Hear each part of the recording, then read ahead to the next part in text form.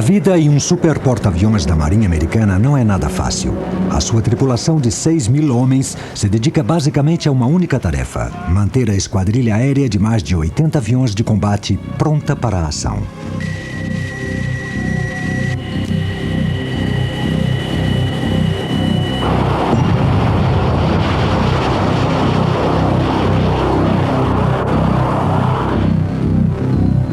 Tudo sobre aviões de combate. A vida num super porta-aviões.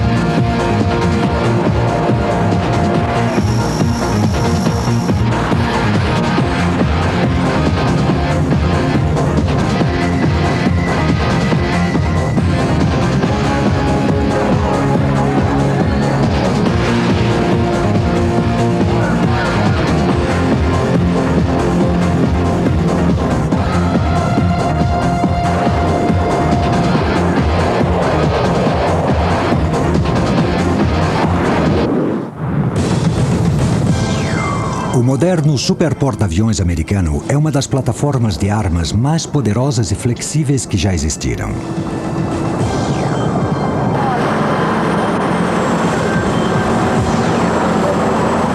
O porta-aviões é simultaneamente um aeroporto móvel, um navio de guerra e uma comunidade de 6.000 almas. A tripulação tem uma tarefa básica: fazer que a arma principal do porta-aviões, a sua esquadrilha aérea, esteja sempre preparada para voar e entrar em ação. Esta tarefa é realizada durante as 24 horas do dia, sob qualquer condição de tempo.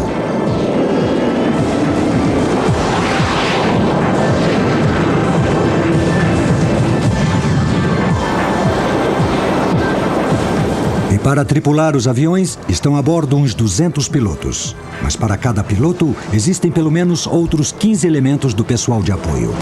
Encarregados da manutenção, do armamento, do combustível, bombeiros, tripulação do convés de voo e homens que desempenham dezenas de outras funções para manter a esquadrilha aérea sempre pronta para o combate.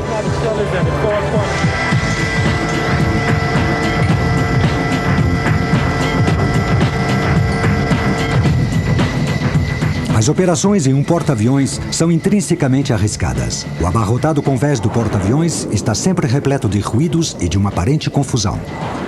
Há o vapor das catapultas, o rugido e o calor dos motores à máxima potência que decolam e aterrissam no convés.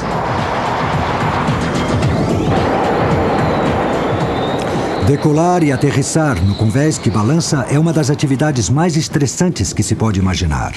Este estresse aumenta ainda mais de noite ou depois de um combate. Inclusive, quando não há operações de voo, existe o risco de incêndio quando há aviões completamente armados e com o tanque cheio até a boca no convés de voo.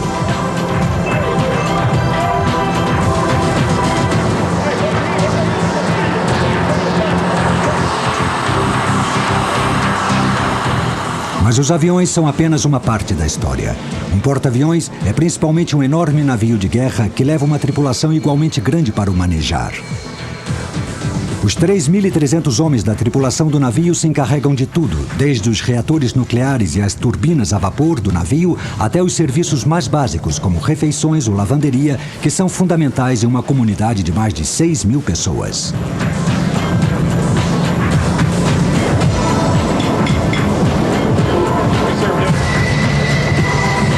A administração de uma estrutura tão complexa como a de um porta-aviões é uma tarefa difícil. A comunidade é dirigida de forma parecida com uma grande empresa. O capitão, sempre um antigo piloto naval, controla o maior e mais poderoso navio de guerra que jamais cruzou os mares.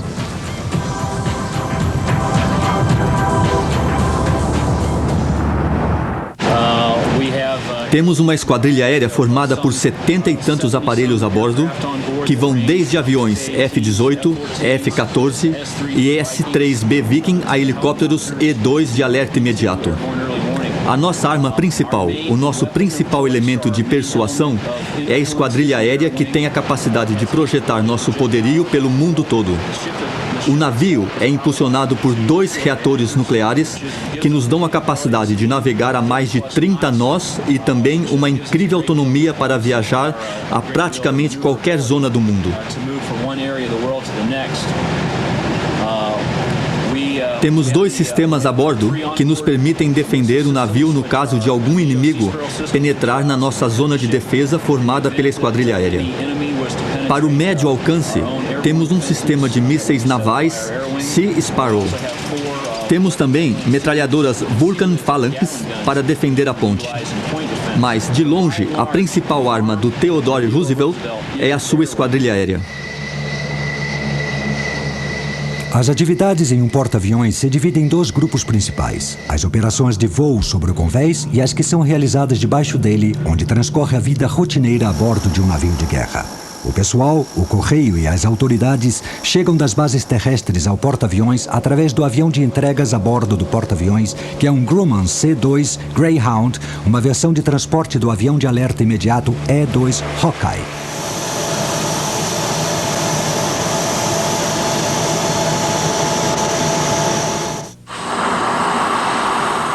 Toda a atividade do convés se concentra nas operações da esquadrilha aérea do porta-aviões de uns 85 aviões. O convés de voo se divide em 3 seções principais.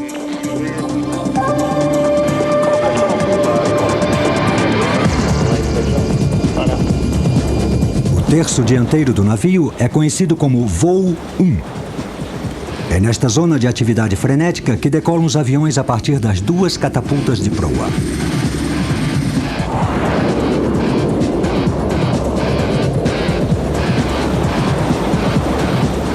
Após as operações de voo, esta zona é usada para estacionar os aviões.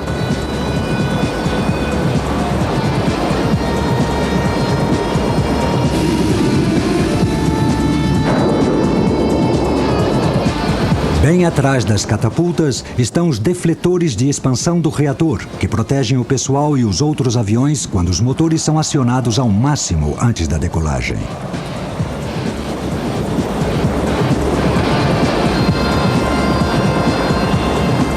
Logo abaixo do convés, existem uns passadiços que se estendem por quase todo o perímetro do convés de voo. Aqui estão os postos de eletricidade, reabastecimento e dos bombeiros. Uns rodapés de proteção evitam que os aviões caiam nos passadiços. Alguns símbolos indicam a localização dos extintores de incêndios.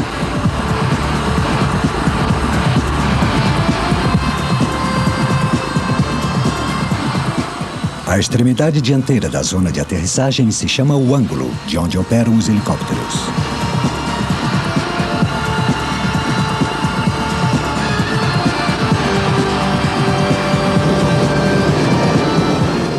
A zona onde se encontram a proa e o ângulo se chama crotch.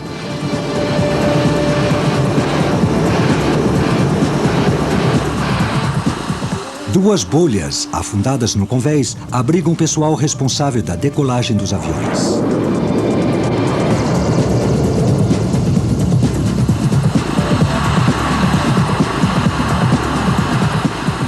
A ponta está do lado oposto ao crotch. Aqui podem estacionar mais aviões para manutenção após as operações de voo.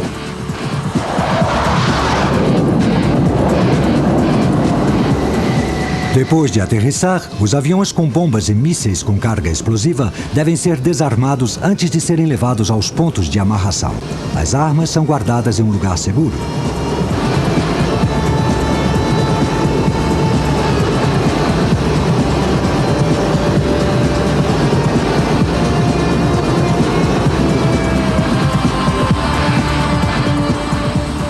Quatro elevadores transportam os aviões entre o convés de voo e os hangares logo abaixo. Cada elevador pode carregar até 50 toneladas. As operações sobre o convés exigem uma operação muito bem coordenada entre os diferentes tipos de funções. Todo o pessoal se veste com blusões coloridos que indicam função específica de cada um.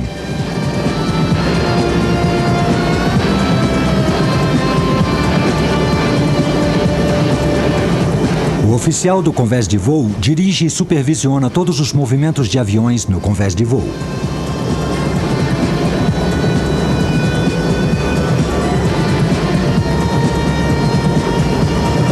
Como todo o pessoal de supervisão, ele usa um capacete pintado com 3 faixas cor de laranja.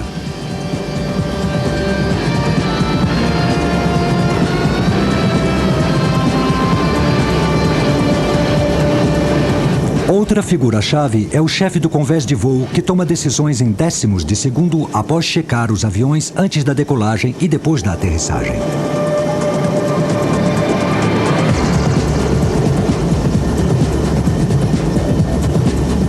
O contramestre supervisiona as equipes de resgate dos aviões acidentados. Esta equipe se encarrega de qualquer emergência durante as operações no convés de voo.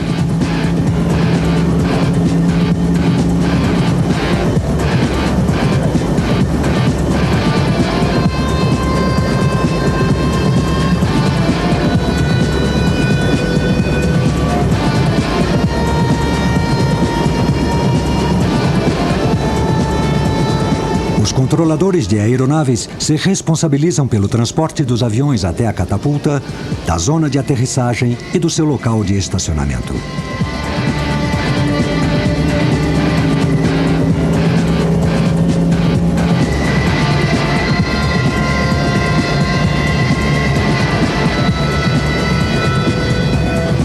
O oficial de catapulta, também conhecido como atirador, faz com que os aviões decolem, ficando abrigado na bolha central ou bolha do convés. Nos navios mais antigos não equipados com bolhas, o atirador fazia um sinal para o operador da catapulta que a disparava.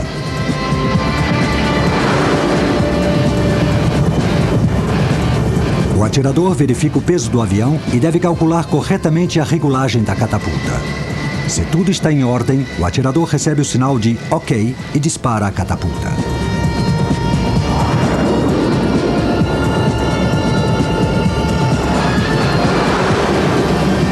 Na popa está o oficial do mecanismo de detenção, que assegura de que o peso seja o adequado para os motores do mecanismo de detenção e que a zona de aterrissagem esteja livre de obstáculos antes de o avião aterrissar. Como camisa azul, o meu trabalho consiste basicamente em calçar e ancorar os aviões. Quando o avião aterrissa, ele é trazido até a nossa zona. Nós o estacionamos, calçamos as suas rodas e o amarramos ao convés por motivos de segurança. Quando se tem que mover o avião, o desamarramos, retiramos os calços e movimentamos o pássaro.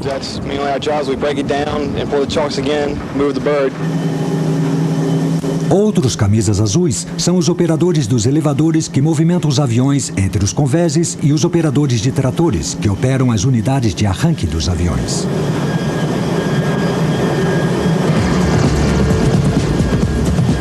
Este homem é o responsável por enganchar o avião à catapulta. É crucial que o avião esteja corretamente colocado. Senão, terá que ser empurrado para trás, perdendo um tempo valioso e colocando em risco as operações de voo.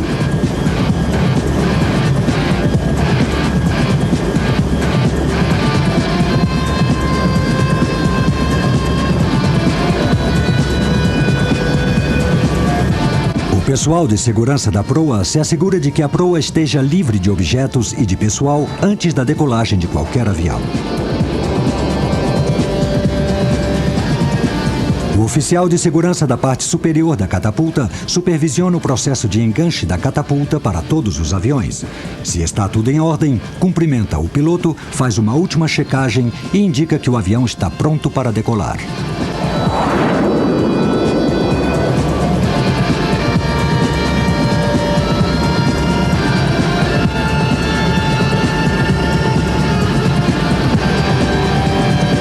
O peso bruto do avião é verificado pelo operador de controle de peso da catapulta, que passa a informação ao oficial de segurança da catapulta para que ajuste corretamente a catapulta para o peso de decolagem específico de cada avião.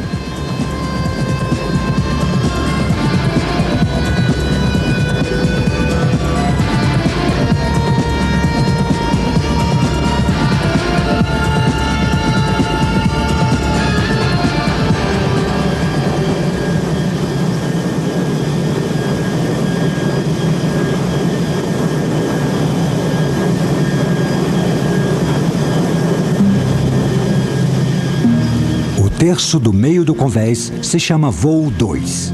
Durante as operações de voo, é uma zona de tráfego intenso de aviões que passam constantemente por aqui a caminho de outras partes do convés de voo.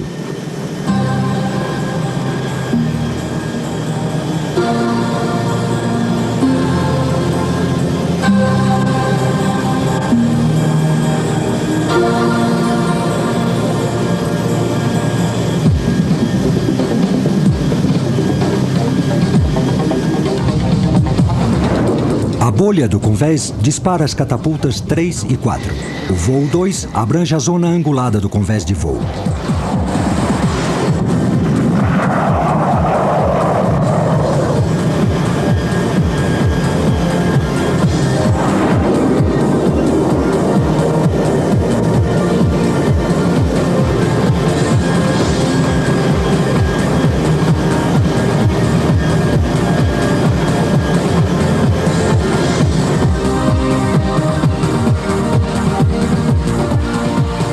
A este bordo do convés de voo, uma ilha abriga as zonas de comando e de controle do navio. A ponte, o controle principal de voo, o controle do convés de voo e outras funções cruciais nas operações do navio.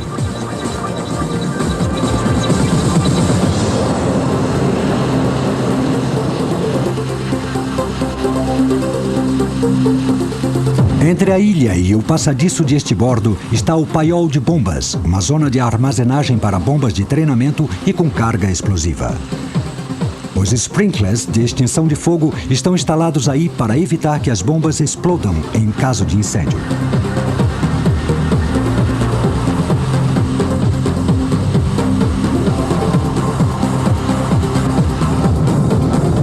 Um segundo elevador está localizado na frente da ilha. Além de movimentar os aviões entre os convéses, esta zona também é utilizada como área de estacionamento.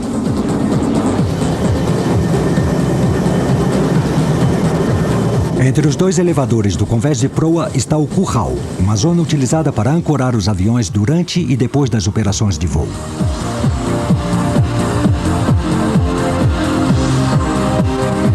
O pacote de 6 limita a zona de aterrissagem e é uma zona de estacionamento de aviões. A rua se estende entre o pacote de 6 e o curral e é utilizada para transportar aviões até as catapultas da proa. O voo 3 cobre o terço de popa do convés de voo. As operações nesta zona estão relacionadas principalmente com a recuperação de aviões. Bem atrás do convés de voo está colocado Round Down, a popa da zona de aterrissagem. Abaixo está uma rede de segurança. Nesta zona também estão situadas as rampas de desarmamento de bombas.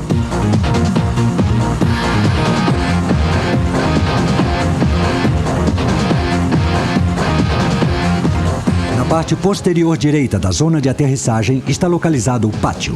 Na parte traseira do pátio se encontra a plataforma do oficial do mecanismo de detenção, de onde se tem uma visão clara do convés quando aterrissam os aviões.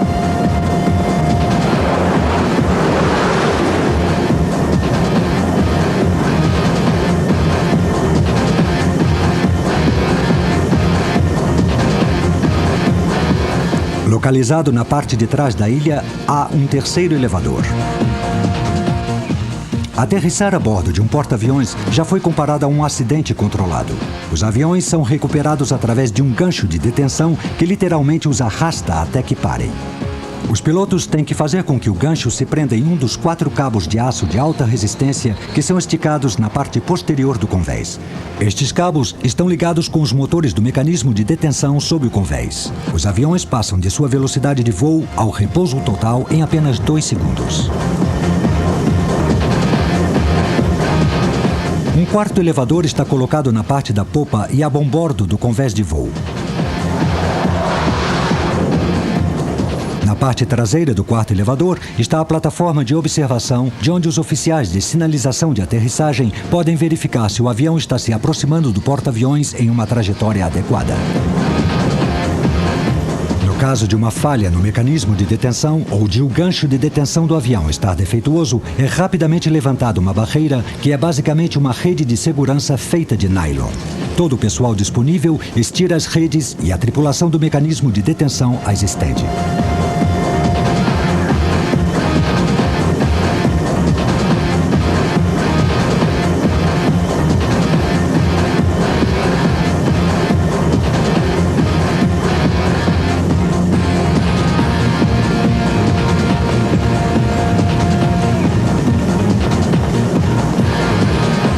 Imediatamente depois da popa da ilha está a zona de armazenagem de equipamento de apoio terrestre. Esta zona é conhecida como Ferro Velho ou Pocilga.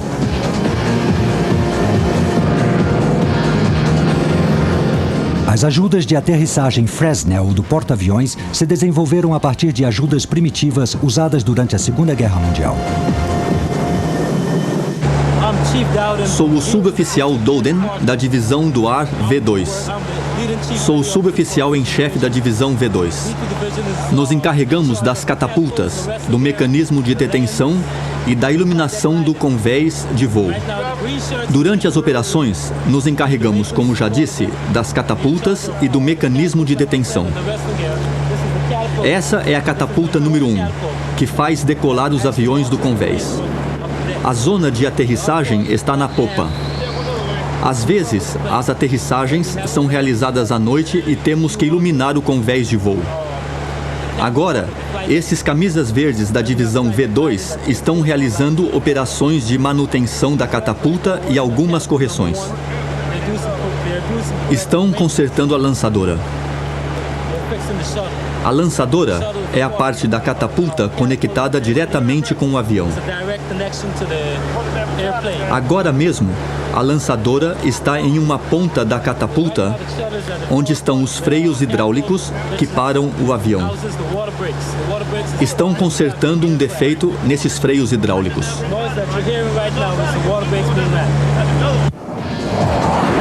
Como acontece durante a decolagem, para conseguir parar os aviões, os motores do mecanismo de detenção também devem ser ajustados ao peso correto dos aviões. Esta é a função do operador do mecanismo de detenção no limite do convés, que também solta o cabo do mecanismo de detenção quando o avião já aterrissou.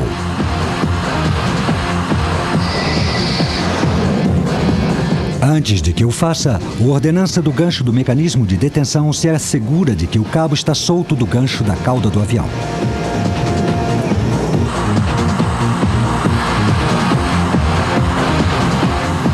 Os aviões que não conseguem se enganchar aos 4 cabos de detenção são chamados de falhados. Nesse caso, os ordenanças comprovam os danos nos cabos e verificam a sua posição correta.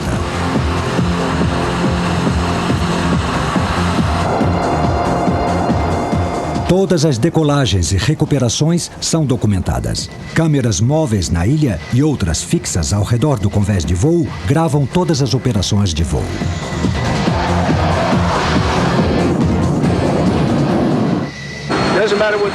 Não importa o tempo que faça. Se faz calor, temos que sair. Não importa se chove, se neva. Enquanto se realizam as operações de voo, os capitães de avião estão no tombadilho cuidando dos aviões. Limpam, reabastecem, inspecionam e se asseguram de que os aviões estão bem ancorados cada noite. A isso chamamos de os colocar para dormir. Cada capitão de avião tem o seu avião, do qual se encarrega, e trabalhamos em 2 turnos. Isso são um mínimo de 12 horas por dia, 7 dias por semana.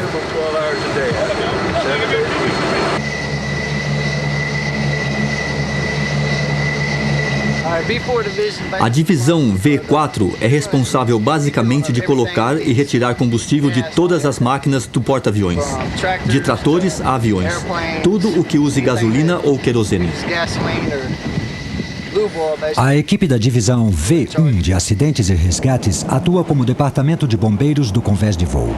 Respondem imediatamente a qualquer incêndio de um avião, resgatando a tripulação e salvando o aparelho.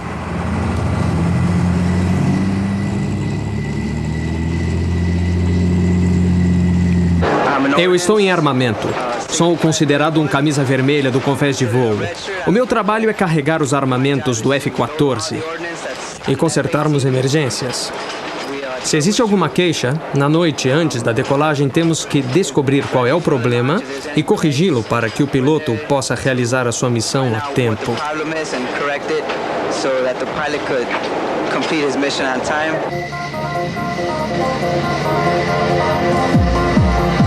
O oficial de desarmamento de armas explosivas e os seus homens se responsabilizam por desarmar e neutralizar o armamento defeituoso. Os manipuladores de armamento, conhecidos como empilha-bombas, transportam, carregam e descarregam todo o armamento. O oficial de segurança do navio e os seus homens se encarregam da segurança geral das operações no convés de voo. O oficial de sinalização de aterrissagem se assegura de que todos os aviões se aproximam dentro de parâmetros seguros para sua recuperação. Comunica-se com os aviões via rádio ou através de sinais luminosos.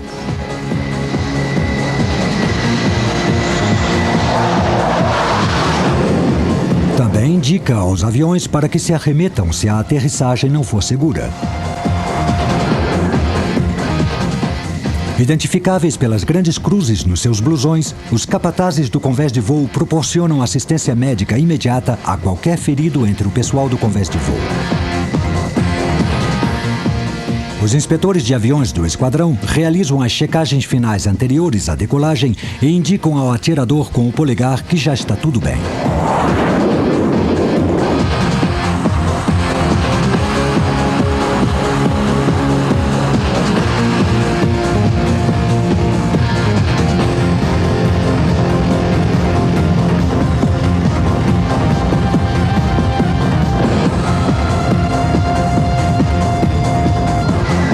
Comunicar-se em condições tão adversas é muito difícil. O pessoal do convés de voo utiliza sinais visuais com as mãos como forma principal de comunicação. A informação geral a todas as mãos é através de alto-falantes colocados por todo o convés de voo e os passadiços. A informação específica é passada pelo pessoal da supervisão através de um capacete com fones de ouvidos conhecidos como camundongo.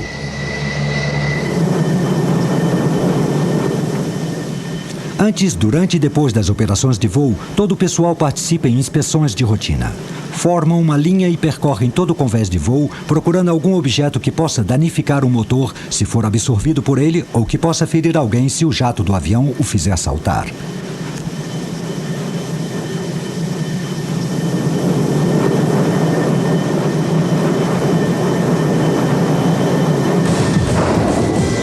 Com os aviões decolando, aterrissando e taxiando constantemente, o convés de voo de um porta-aviões é um ambiente perigoso. A maioria dos ferimentos do pessoal do convés acontece durante o taxiamento, quando mudam as pautas de movimentos normais.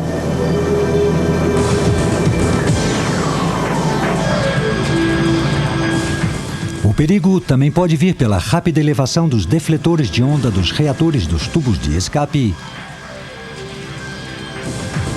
e das válvulas de admissão do motor.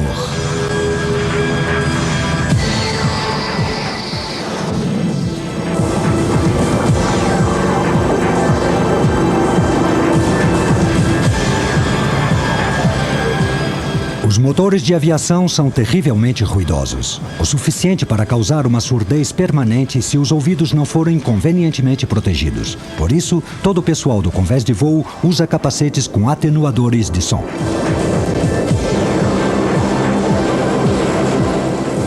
As hélices dos aviões também representam um outro risco.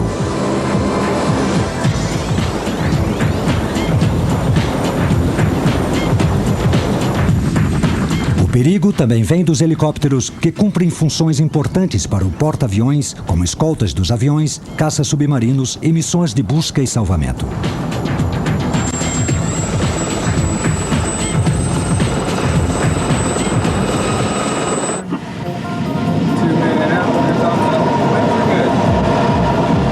O processo de fazer decolar e recuperar um avião é denominado de um ciclo.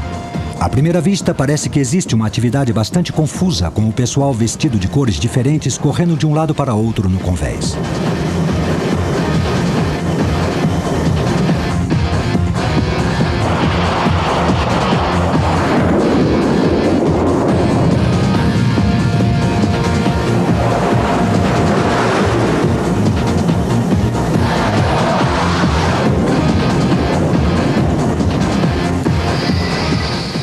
Parecem que se estão realizando 1000 tarefas ao mesmo tempo.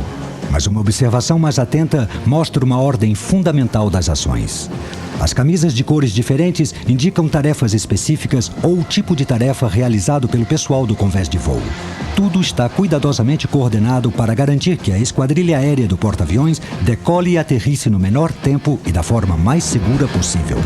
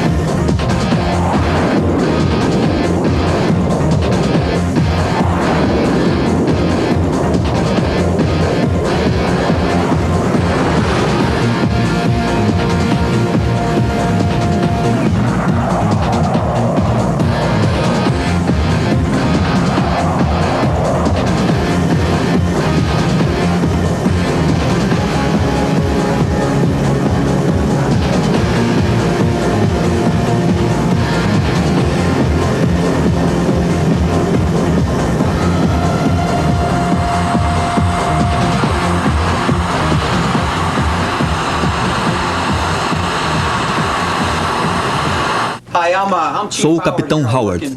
Estou na divisão V1, a divisão do convés de voo.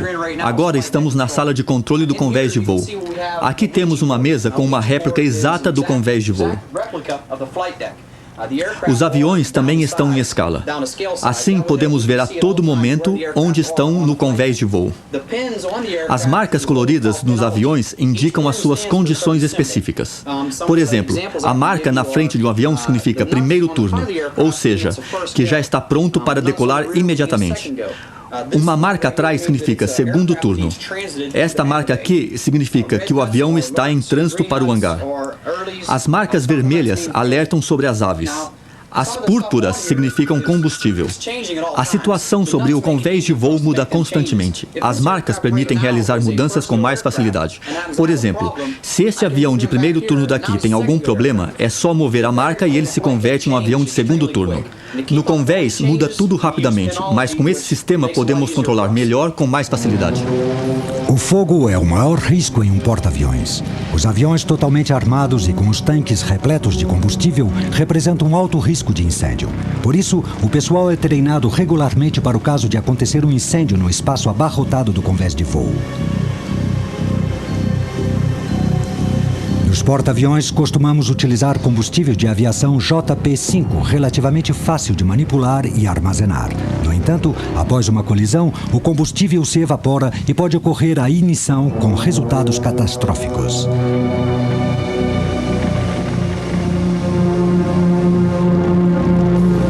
Os incêndios em aviões costumam acontecer inesperadamente e se espalham com grande rapidez. Os porta-aviões estão equipados com um produto extintor chamado AFFF para combater a rápida propagação dos incêndios.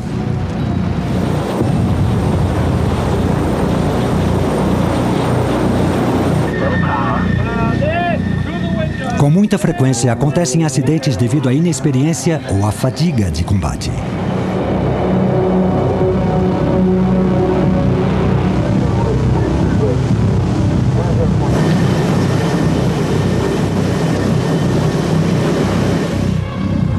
A confirmação dramática do poder destrutivo dos incêndios aconteceu durante uma operação nas costas do Vietnã em 1967.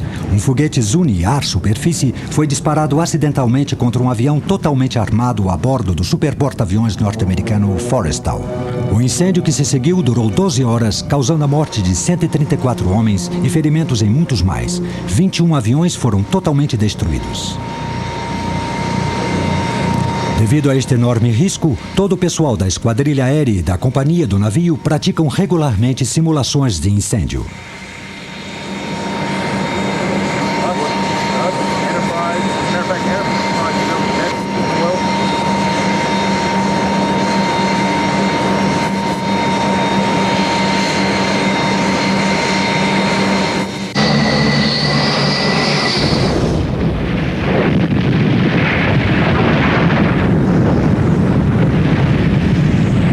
O convés de voo possui um sistema de extinção de incêndios que tem duas finalidades importantes. Durante um incêndio no convés de voo, podem-se ativar uma ou várias zonas de sprinklers, que lançam uma capa concentrada de AFFF para extinguir o fogo e esfriar o armamento.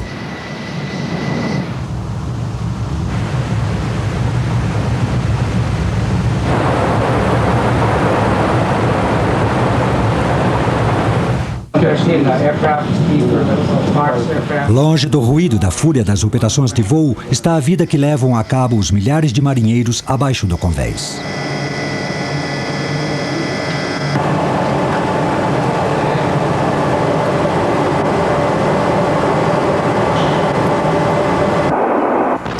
Eu descreveria a vida a bordo de um porta-aviões, a bordo do Theodore Roosevelt, como uma vida muito interessante. Bom, não está mal. O problema é estar longe de casa, dos amigos, da família, mas aqui também se fazem amigos e o trabalho é interessante. Podemos visitar portos interessantes e ver muitas paisagens enquanto viajamos. Eu gosto.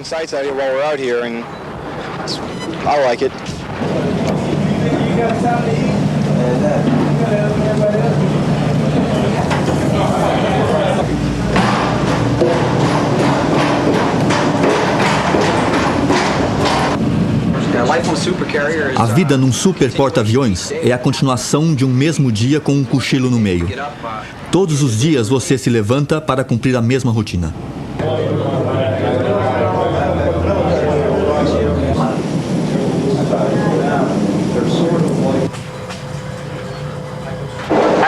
A vida em um porta-aviões é uma coisa a qual se tem que acostumar. É a primeira vez que estou em um porta-aviões. O pior é se acostumar com os marinheiros. Nunca tinha trabalhado com marinheiros. Eu já tinha estado com os mariners. O ambiente é diferente. É totalmente diferente do que estar em terra.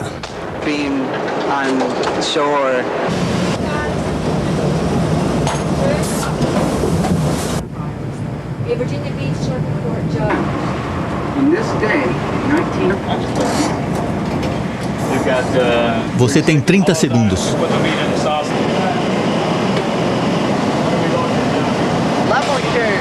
A vida no porta-aviões é exaustiva. Aqui você vive num nível de estresse muito alto. Tanta gente em tão pouco espaço. É duro. As horas não passam. É muito estressante. E como ele disse, vivemos amontoados. Tem umas 120 pessoas dormindo na mesma área que nós. Há muito barulho e não tem nem um pouco de intimidade. E sempre estamos preocupados com o que acontece.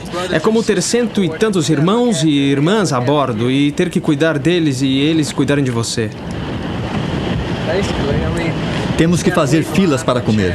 Na verdade, fazemos fila para tudo. Mas não está mal. Sim, eu estou bem, meu amor. Aqui no navio, basicamente, existe um hospital comunitário que atende a 6.000 pessoas quando a esquadrilha aérea está a bordo. A nossa equipe é composta de um enfermeiro, eu mesmo, 3 cirurgiões de voo, um cirurgião geral, um ajudante médico e um oficial médico de clínica geral. Agora estamos na sala de cuidados intensivos, que também serve como sala de recuperação. Durante a última missão de 6 meses, realizamos umas 100 operações cirúrgicas, 100 emergências médicas. Tivemos 250 pacientes no hospital que atende ao navio e à esquadrilha aérea. Também nos encarregamos de marinheiros de outros navios do grupo de batalha.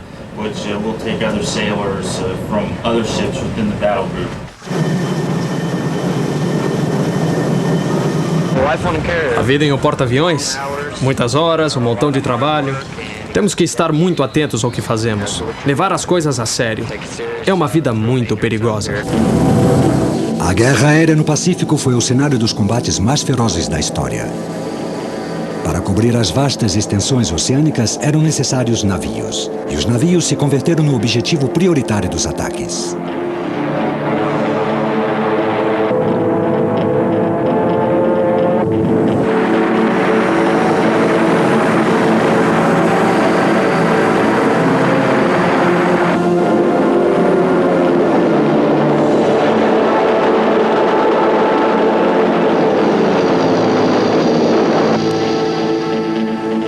Tudo sobre aviões de combate.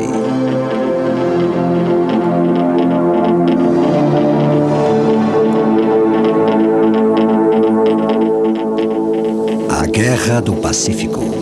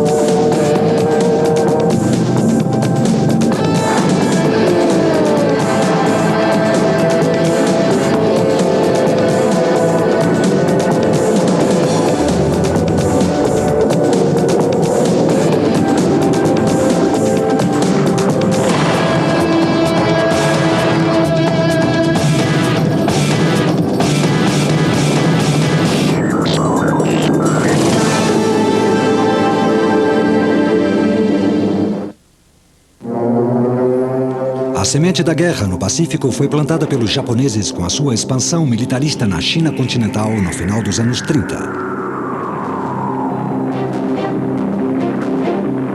Com a Legião Condor alemã, durante a Guerra Civil Espanhola, os japoneses também ganharam muita experiência no uso do poderio aéreo como arma de terror.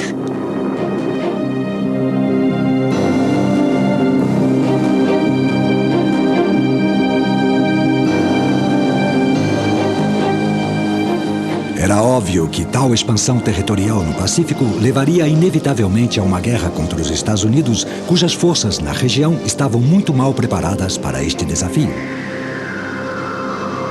Para ter alguma possibilidade de destruir o poder militar norte-americano, era essencial para os japoneses atacar o mais cedo possível.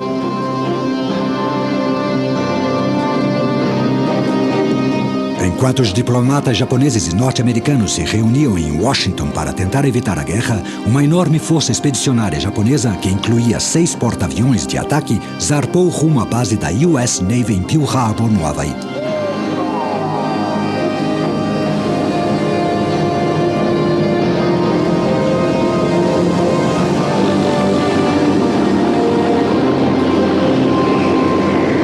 Na manhã do dia 7 de dezembro de 41, quase 300 aviões navais japoneses eram lançados em 2 vagas de ataque. Aproximadamente 2/3 desta força eram formados por bombardeiros de mergulho Val e bombardeiros torpedeiros Kate. Os Zero faziam a escolta de caças.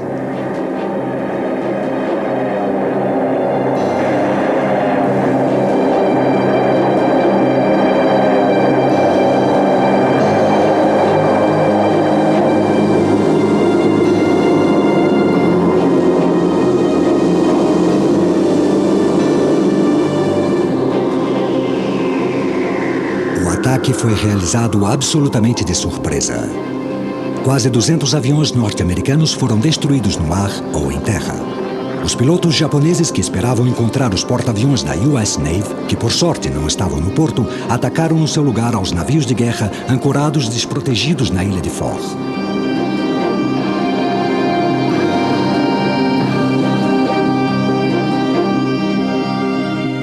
Cinco deles foram afundados ou sofreram danos graves. Muitos outros navios também foram destruídos. O custo total para os japoneses foi de apenas 29 aviões perdidos.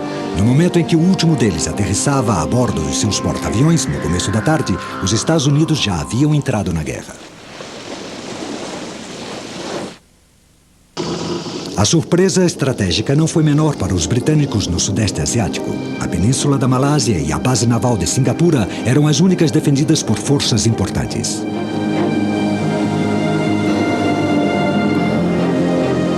No mesmo dia do ataque a Pearl Harbor, as forças japonesas desembarcaram no norte da Malásia e avançaram rumo ao sul. A oposição dos caças da RAF foi rapidamente esmagada. Desprovidas de proteção adequada, as defesas de Singapura foram dizimadas pelos bombardeiros antes de um ataque terrestre em grande escala.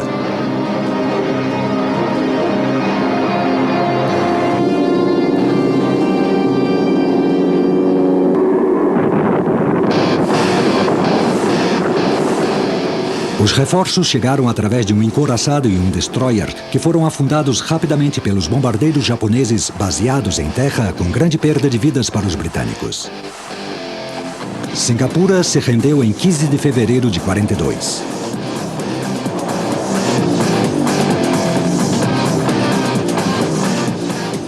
Mas o avanço japonês não parou por aí. Igualando a velocidade e a ferocidade da Blitzkrieg, ou ofensiva relâmpago alemã na Europa, os japoneses continuaram avançando pelo Pacífico. Depois da queda de Singapura, o Japão atacou as Índias Orientais holandesas.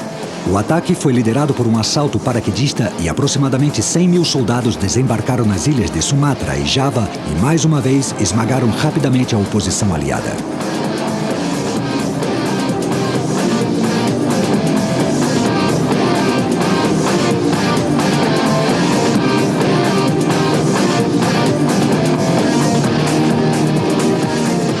A captura das Índias Orientais deixava os bombardeiros japoneses à distância adequada para atacar as cidades do norte da Austrália.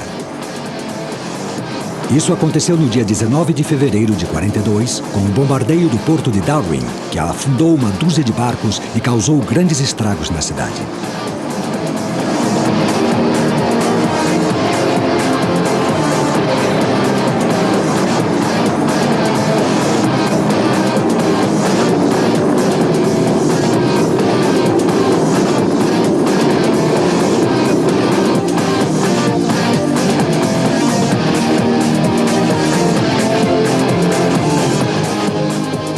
A leste ocorreu um assalto paralelo contra as forças norte-americanas nas Filipinas.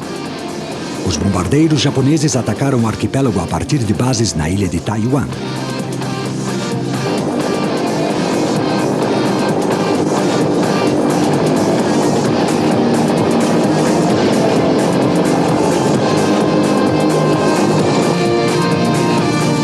O plano de ataque previa uma série de ataques contra os campos de aviação norte-americanos espalhados pelas ilhas. O assalto anfíbio contou com o apoio dos navios de guerra da Marinha Imperial Japonesa.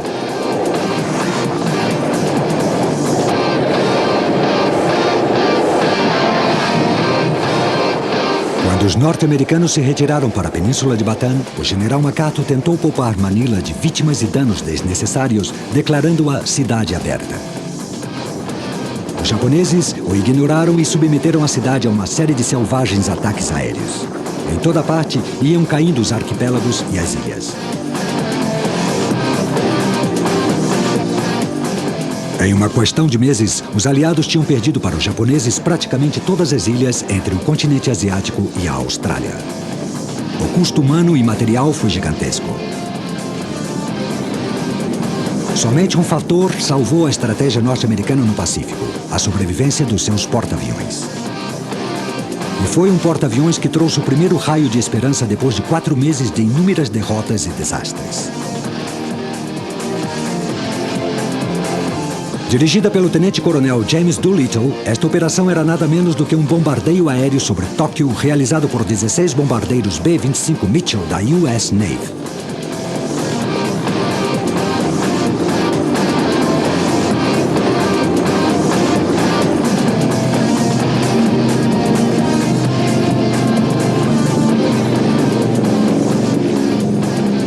Na manhã de 18 de abril de 42, decolaram do US Yorktown, percorreram 1000 quilômetros até o Japão e se dirigiram à história.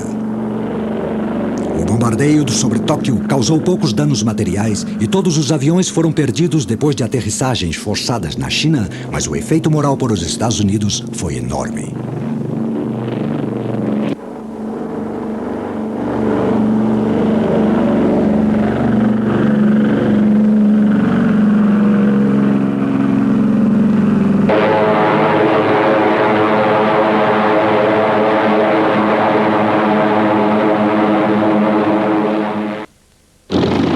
Combatendo aos japoneses na China e na Birmânia, estava uma pequena força de aviadores voluntários dirigidos pelo Major Claire Chennault, que pilotavam caças P-40 Warhawk e eram conhecidos como Tigres Voadores.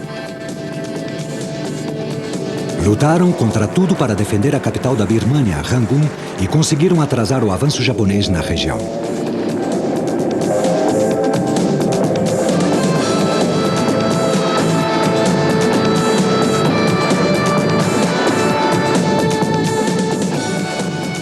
Quando os aliados foram expulsos da Birmânia, utilizaram os campos de aviação do norte da Índia para reabastecer os nacionalistas chineses que combatiam japoneses no sudeste da China.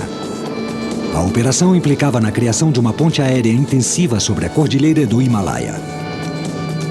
Esta ponte acabou sendo providencial durante as últimas fases da guerra, quando os aliados passaram para a ofensiva contra o Japão.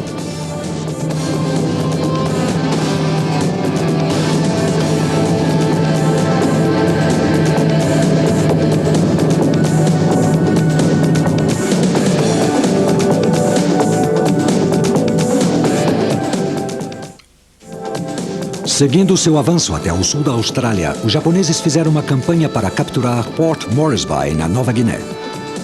Isso levou ao primeiro confronto importante entre forças japonesas e as da US Navy no Mar de Coral.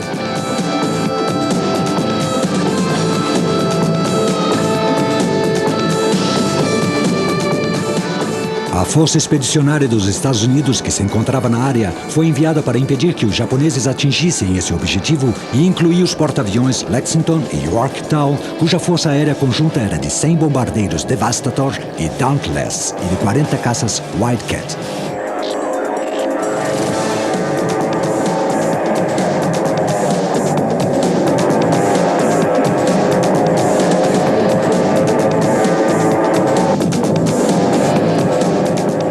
O seu objetivo era atacar um grupo de invasão japonês composto por 70 navios. O poder aéreo incluía 140 bombardeiros e caças embarcados em 3 porta-aviões, apoiados por 120 bombardeiros da base terrestre de Rabaul. A partir das bases em terra ou de porta-aviões, as patrulhas de ambas as facções voaram na noite de 5 para 6 de maio, mas nenhuma das frotas foi identificada durante muitas horas. Quando foram localizadas na manhã seguinte, os americanos foram os primeiros a atacar.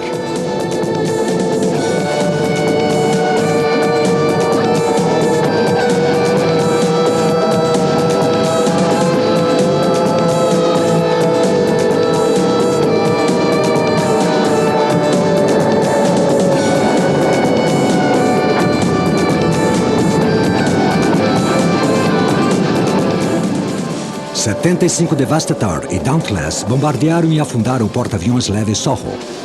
Foi depois desse ataque que o capitão de corveta Robert Dixon disse por rádio ao Lexington a sua famosa frase: "Arranhamos um porta-aviões."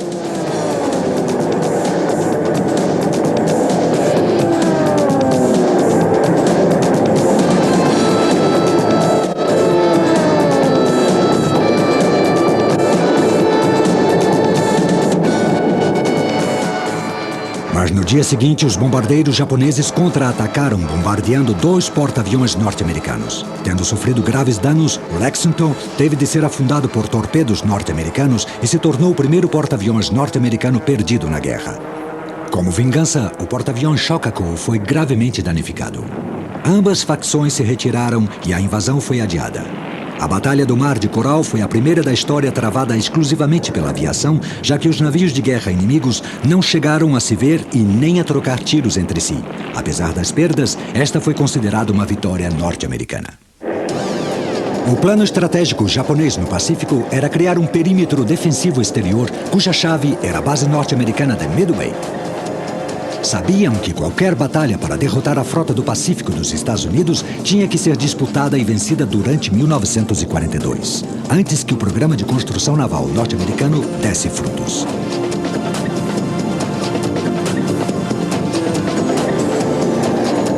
Para o ataque a Midway, o comandante-em-chefe japonês, o almirante Yamamoto, reuniu uma enorme força naval composta por 8 porta-aviões, 11 encouraçados e mais 100 outros navios.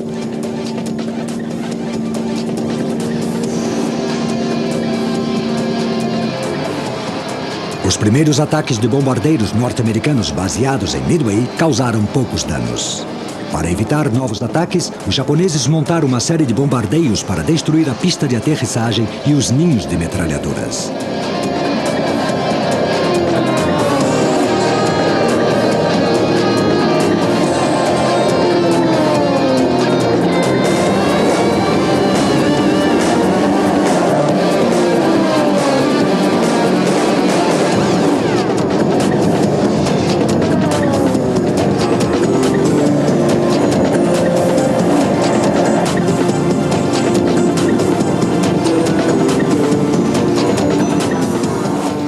Na primeira hora do dia 4 de junho, a frota japonesa foi avistada e os norte-americanos lançaram ataques. Um primeiro ataque dos Devastator foi totalmente aniquilado. Um ataque posterior, realizado por bombardeiros de mergulho Dauntless, obteve mais sucesso, bombardeando e causando sérios danos a 3 porta-aviões pesados japoneses, o Soryu, o Kaga e o Akanji. As duas facções atacavam e contra-atacavam.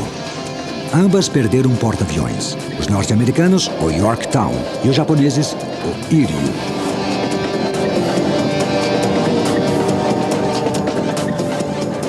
Uma das batalhas mais decisivas da história, Midway marcou uma virada decisiva na Guerra do Pacífico e confirmou o porta-aviões como o navio de guerra mais importante. O Japão perdeu 4 porta-aviões pesados e com eles o seu domínio naval do Pacífico. Sem tanta oposição, a frota norte-americana pôde começar a deter o até então avassalador avanço japonês.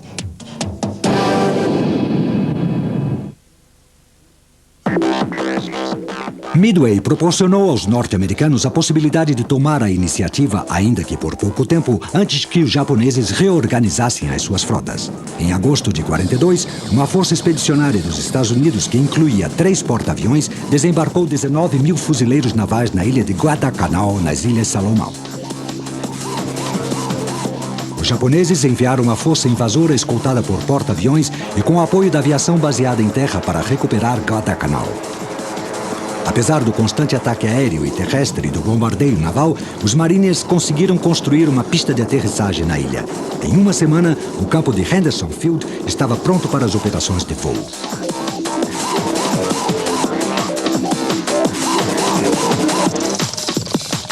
Durante um combate entre porta-aviões ao leste das Ilhas Salomão, o Enterprise acabou gravemente danificado, apesar de ter continuado em ação. Os japoneses perderam um porta-aviões leve, o Ryojo. No final de outubro, ocorreu outro confronto importante, a Batalha das Ilhas de Santa Cruz, quando o Enterprise voltou a ser danificado e o Hornet foi afundado.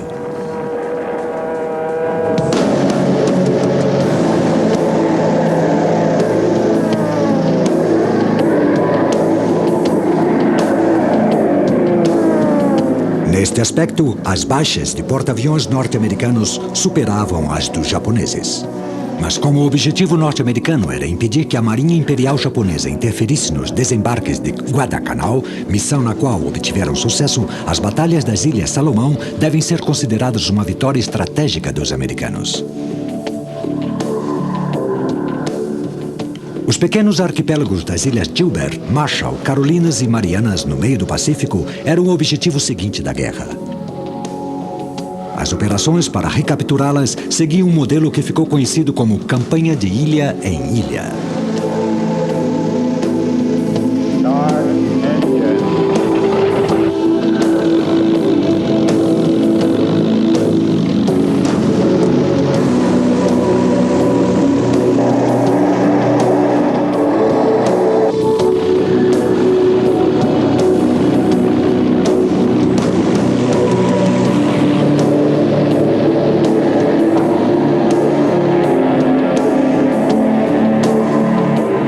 Quando uma ilha era recapturada, os seus campos de aviação eram convertidos em base-chave para realizar novas operações até a próxima ilha.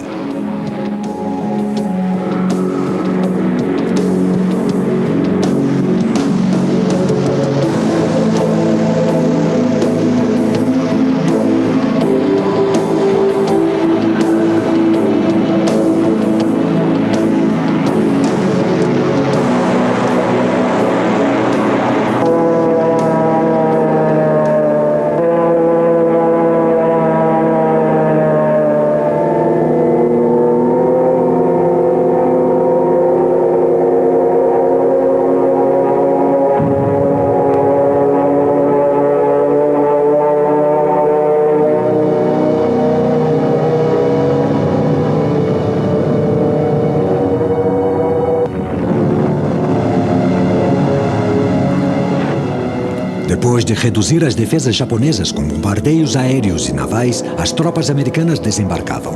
O poder aéreo dos porta-aviões também prestava apoio às tropas durante os ataques.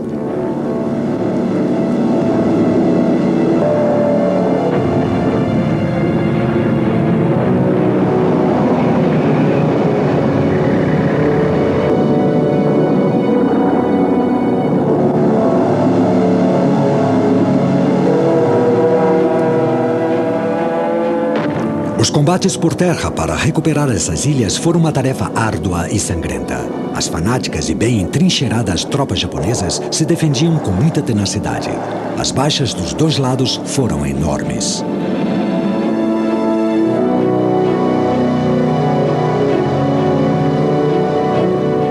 Uma vez tomada e garantida uma ilha, a Brigada de Construção dos Marines colocava mãos à obra. A sua missão era construir um campo de aviação o mais rápido possível, a partir de onde se realizariam as operações futuras.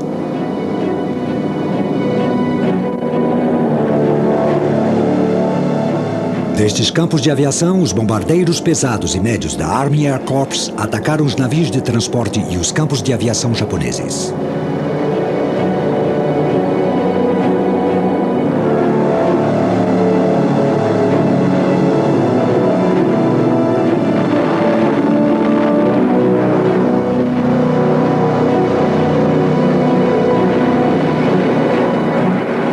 A redução das guarnições japonesas nestes grandes arquipélagos, obtida entre novembro de 43 e fevereiro de 44, levou a uma retirada temporária da Força de Porta-Aviões dos Estados Unidos para se reagrupar para a fase seguinte, que seria o avanço pelo sudoeste do Pacífico.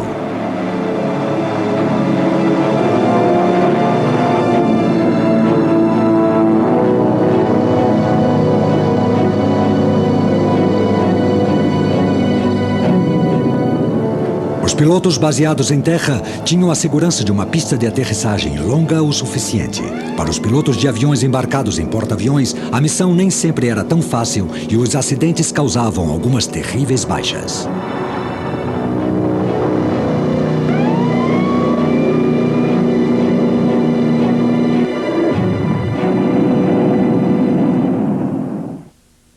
Após as primeiras perdas, as duas partes trabalharam duro para reequipar as suas frotas de porta-aviões.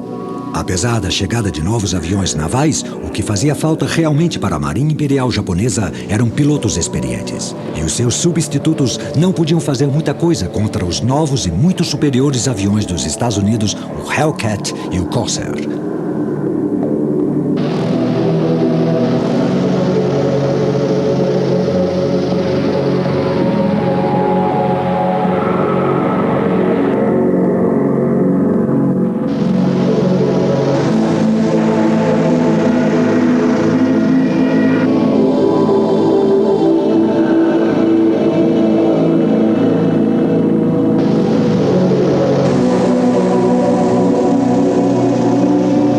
As iniciativas dos Estados Unidos começaram em junho de 44, quando foram lançados ataques com porta-aviões contra Saipan e Tinian.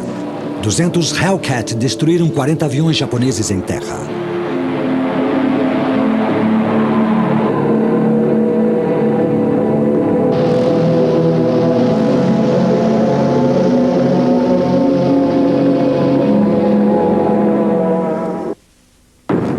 Com o apoio de um maciço bombardeio naval e dos aviões dos porta-aviões norte-americanos, 20 mil marines desembarcaram em Saipan no dia 15 de junho de 44.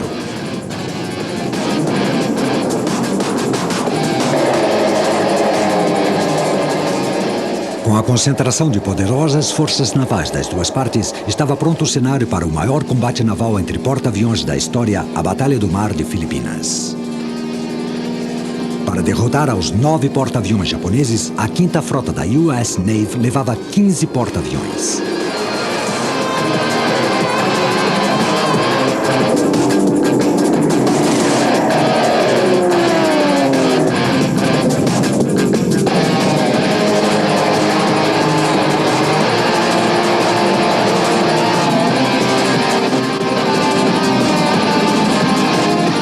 A frota móvel japonesa estava preparada quando aconteceram os primeiros confrontos. Mas estava totalmente mal preparada para as dimensões da derrota que viria.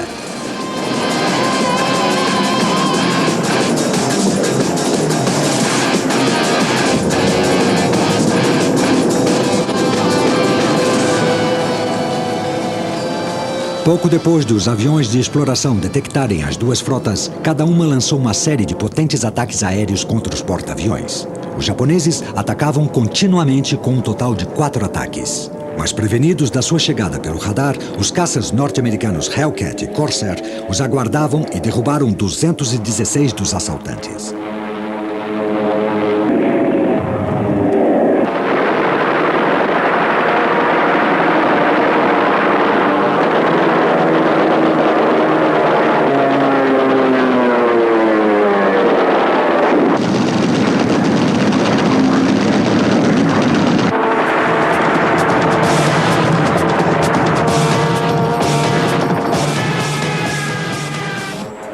Agora era a vez dos ataques norte-americanos. Mais de 210 aviões, divididos em 6 grupos, atacaram a frota japonesa.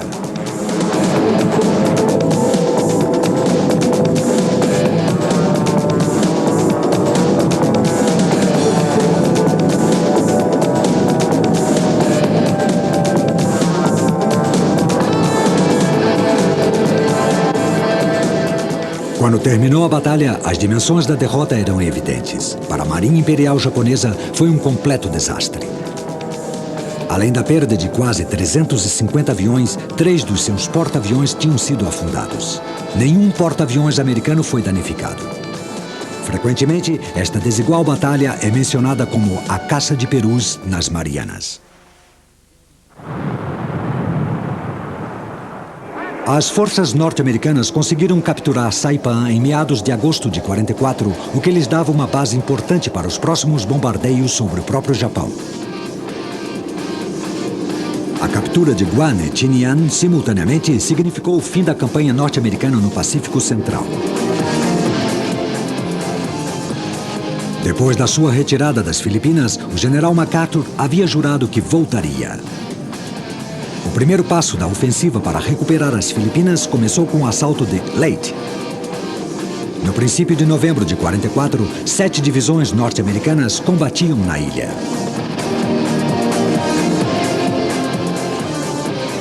Para evitar que o poderio aéreo japonês interferisse nas operações norte-americanas em Leyte, foram realizados ataques aéreos preventivos contra uma base aérea em Taiwan.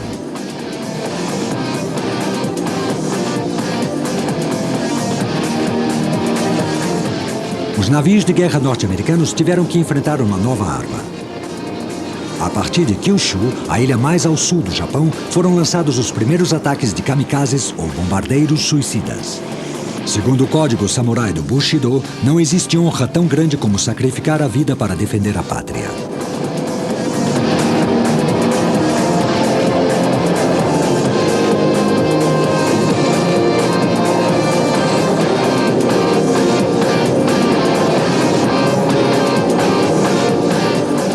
O último choque entre as forças de porta-aviões norte-americanos e japoneses ocorreu na Batalha do Golfo de Leyte, nos finais de outubro de 44.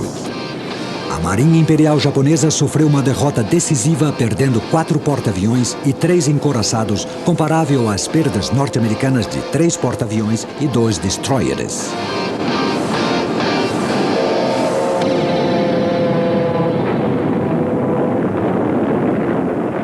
A batalha significou o fim da Marinha Japonesa como força de combate potente e equilibrada.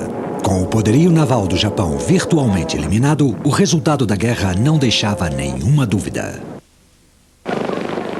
Na China, Birmânia e Índia, os aliados realizavam importantes avanços para expulsar o exército japonês. Os bombardeiros pesados B-29 entraram em serviço em abril de 44 e foram utilizados pela primeira vez neste teatro de operações. Mais de 700 mil trabalhadores foram empregados para construir 9 bases enormes para os B-29 na China e na Índia.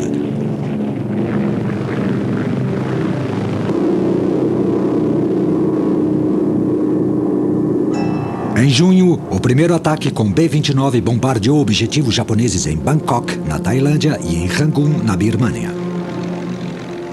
Nessa época, a presença da Royal Air Force na área havia aumentado para 60 esquadrões. O resto das forças aliadas somava um total de 90. A moral cresceu entre os soldados aliados ao perceber cada vez mais claramente que os soldados japoneses não eram invencíveis.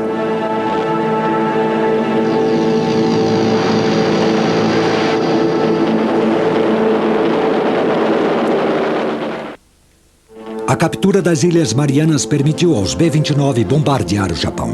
Mas a oposição dos caças japoneses diante destes ataques saiu das bases japonesas na ilha de Hiroshima.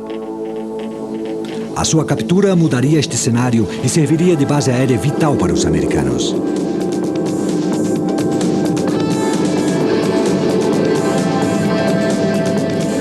Antes do assalto terrestre, os bombardeiros B-24 Liberator da Army Air Corps eliminaram as defesas da ilha.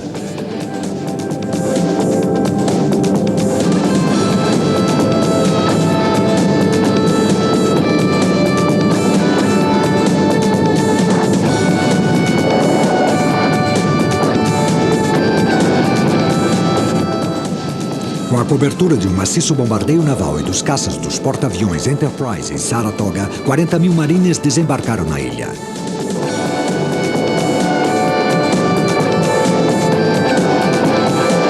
No mar, a força expedicionária sofreu um intenso ataque kamikaze, perdeu um porta-aviões de escolta, o Bismarck Sea, e o Saratoga ficou danificado. Os artilheiros navais e os caças americanos derrubaram quase 400 aviões japoneses.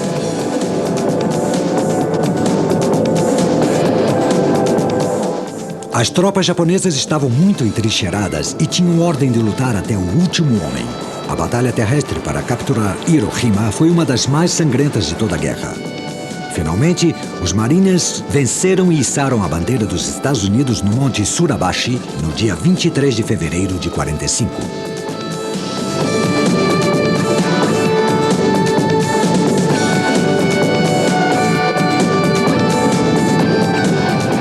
Os engenheiros logo entraram em ação para construir uma pista de aterrissagem. A apenas 1.200 quilômetros ao sul de Tóquio, Hiroshima agora podia salvar os bombardeiros B-29 que voltavam danificados do Japão. E o Japão agora estava ao alcance dos caças de escolta Mustang.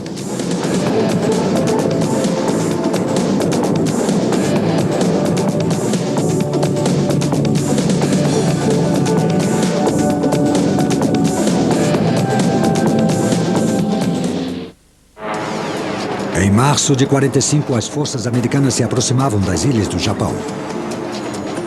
O próximo passo era a invasão da ilha de Okinawa, que implicava um assalto em grande escala e em uma força de apoio apenas superados em tamanho pelos desembarques do dia D na Europa.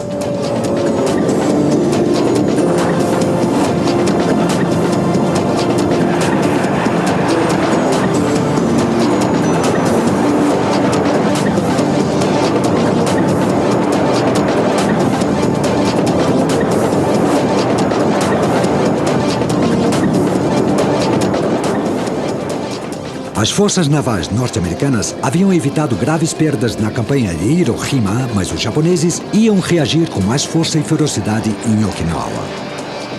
Precedido por um bombardeio naval de uma semana de duração, o assalto terrestre começou no dia 1º de abril.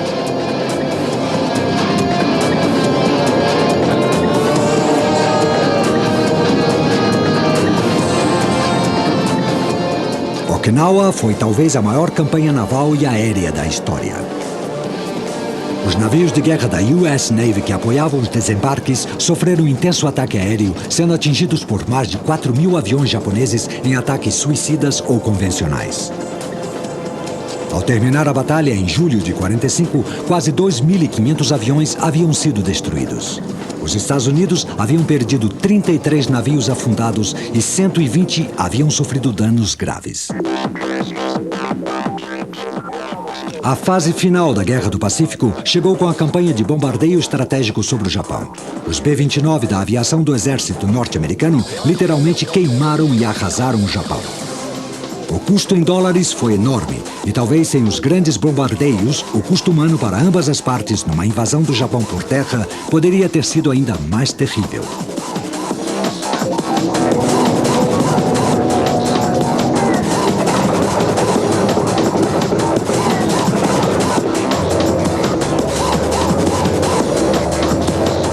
A captura das Ilhas Marianas, somada a um enorme esforço de engenharia, possibilitaram a construção de 5 grandes bases aéreas capazes de abrigar cada uma 180 Super Fortress.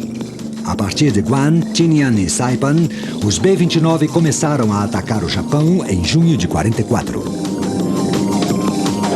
1,500 miles from this island.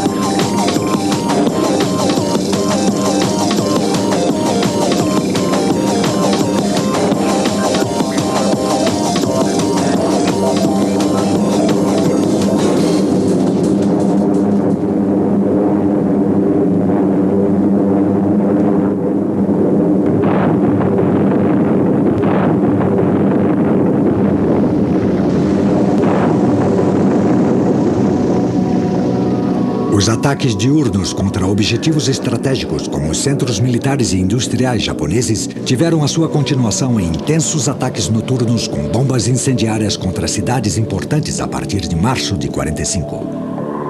Centenas de quilômetros quadrados foram reduzidos a cinzas. Nestes ataques incendiários, perderam a vida mais de 500 mil civis japoneses e outros 13 milhões ficaram desabrigados.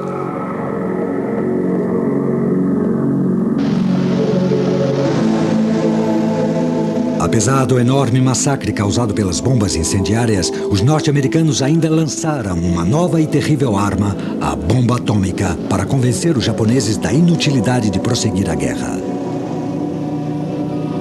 2 bombas lançadas sobre Hiroshima e Nagasaki em agosto de 45 levaram ao fim da guerra no Pacífico e também ao fim da Segunda Guerra Mundial, o conflito mais destrutivo da história da humanidade.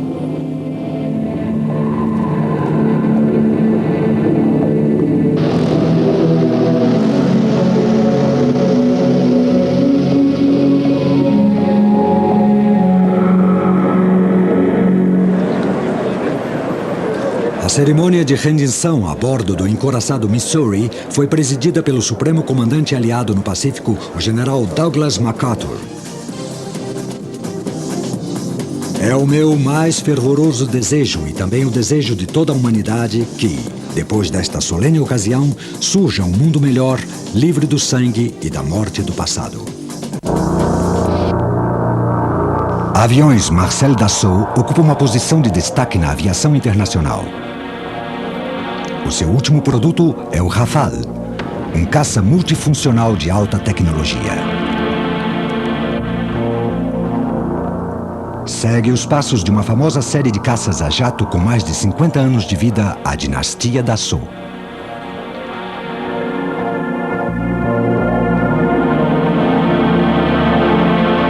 Tudo sobre aviões de combate.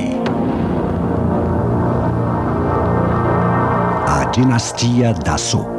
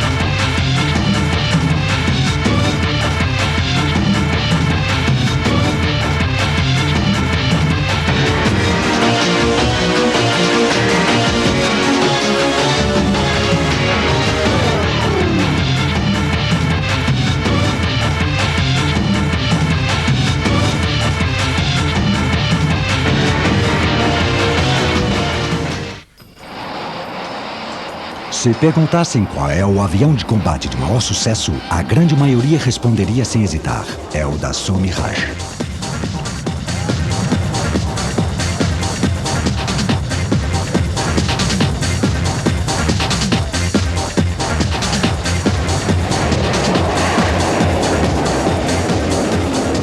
A ilustre dinastia de aviões de combate que leva o nome Dassault tem sido a espinha dorsal da Força Aérea Francesa e da Aéronavale por mais de 40 anos.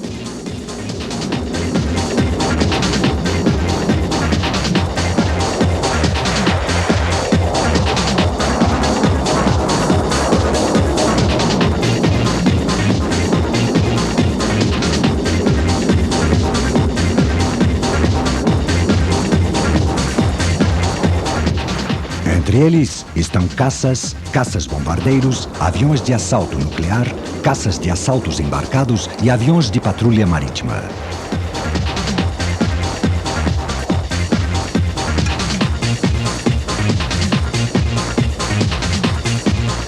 Os aviões de investigação tiveram um papel fundamental para demonstrar novas tecnologias como a decolagem vertical, as asas de geometria variável e o fly-by-wire.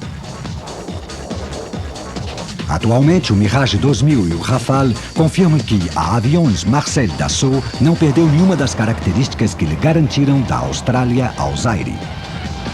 A empresa leva o nome de Marcel Dassault, uma das figuras mais respeitadas da aviação internacional até a sua morte em abril de 1986, aos 94 anos de idade. Nascido com o nome de Marcel Bloch, em fevereiro de 1892, sempre foi um apaixonado pela aviação. No colégio, sonhava com dirigíveis, Zeppelin e outras máquinas voadoras e foi admitido na recém-criada Escola Superior de Aeronáutica de Paris.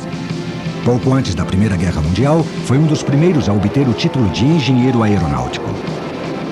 Desenhou a hélice deste biplano e colaborou neste caça-biplano da Primeira Guerra Mundial com Henri Potez.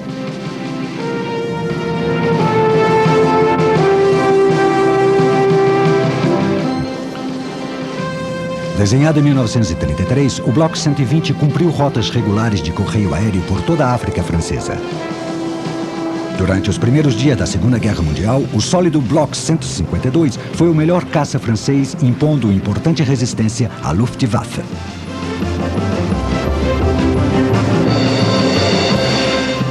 Após se recusar a desenhar aviões para os alemães, Bloch foi enviado para o campo de concentração de Buchenwald, mas conseguiu sobreviver. Depois da guerra, voltou a trabalhar desenhando aviões. O irmão de Marcel, Paul, havia lutado com a resistência francesa durante a ocupação alemã. O seu nome em código era Charles Dassault. Abreviado, este passou a ser o novo sobrenome da família Dassault.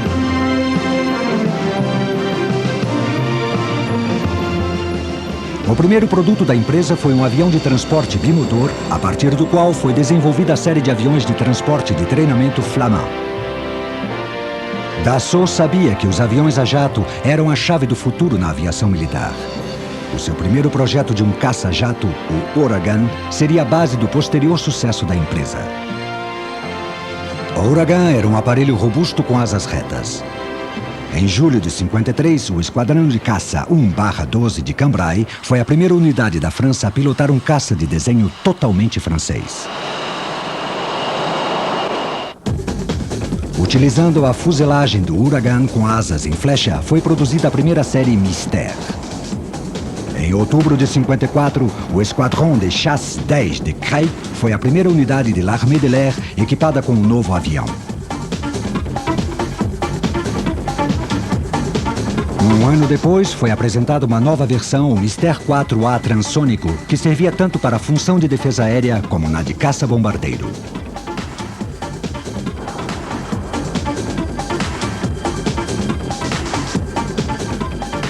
Estes 3 aviões determinaram o futuro sucesso das exportações da Dassault, com vendas para a Índia e Israel. Seria este último país que demonstraria de forma espetacular a capacidade de combate dos caças Dassault. As primeiras ações no final de 56 mostraram como os Mystère podiam abater 2 MiGs egípcios durante o primeiro dia do conflito de Suez.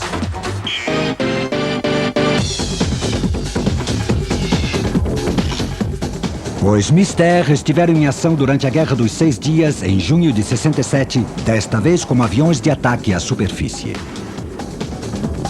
Nesta época, Israel utilizou a última versão do Mystère, o Super Mystère B2, para esta missão. O B2 voou pela primeira vez em 1958 e foi o primeiro caça supersônico operacional de fabricação europeia.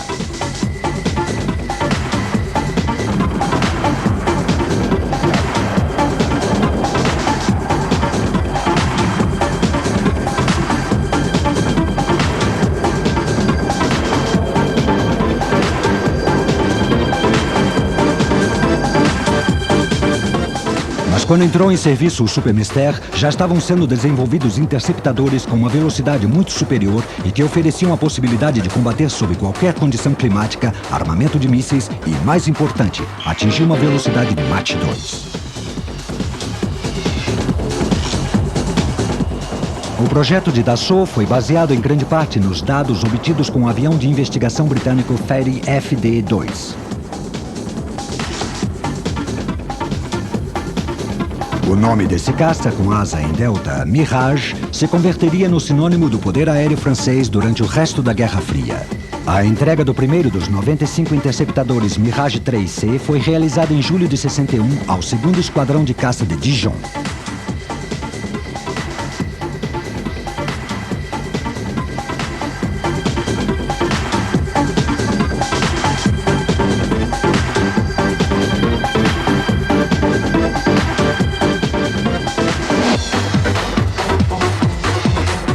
Demonstrando que a liderança britânica no desenho de aviões havia ficado totalmente para trás, o protótipo do Mirage 3A superou a velocidade Mach 2 em outubro de 58, batendo seu rival britânico, o Lightning, e se tornando o primeiro caça europeu a voar a Mach 2.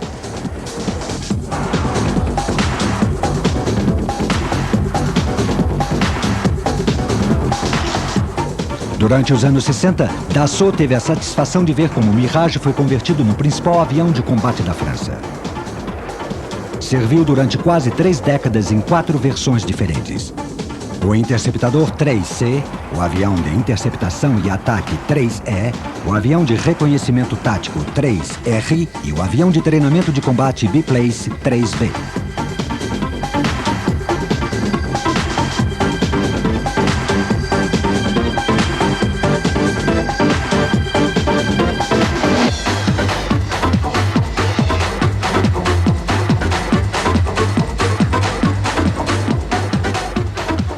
Novamente, o combate nas mãos dos israelenses demonstrou o valor do Mirage. Nas primeiras fases da Guerra de 67 entre Israel e os seus vizinhos árabes, os Mirage realizaram um incrível número de 12 saídas diárias cada um. Sendo reabastecidos e rearmados rapidamente em apenas 7 minutos, tiveram destaque tanto na função de interceptação quanto na de ataque à superfície.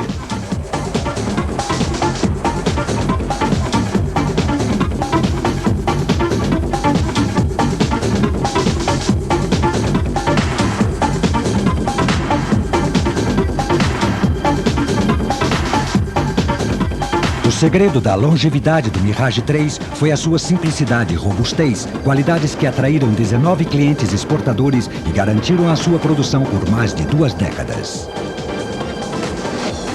Um dos compradores foi a Suíça.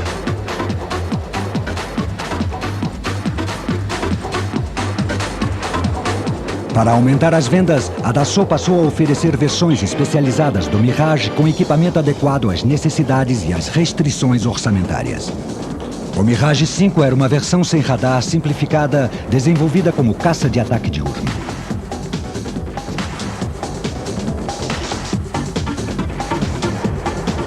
Um importante cliente foi a Bélgica, cujo lote de mais de 100 Mirage 5 incluía 27 aviões de reconhecimento 5BR, equipados com complementos especiais como 5 câmeras panorâmicas Venten e equipamento de navegação norte-americano.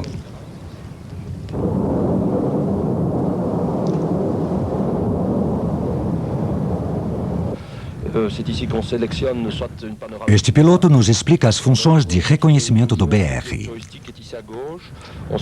Podemos selecionar a câmera da esquerda, a da direita ou a dianteira. Este pequeno botão aqui nos permite acionar estas câmeras.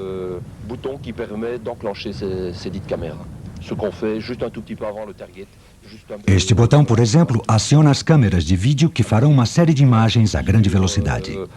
Nos bombardeiros, o botão serve para guiar as bombas e foguetes.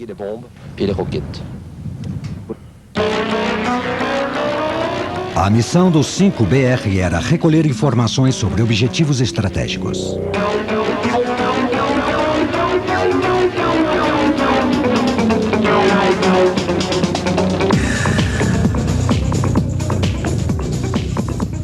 Ao contrário dos israelenses, os Mirage belgas nunca dispararam as suas armas.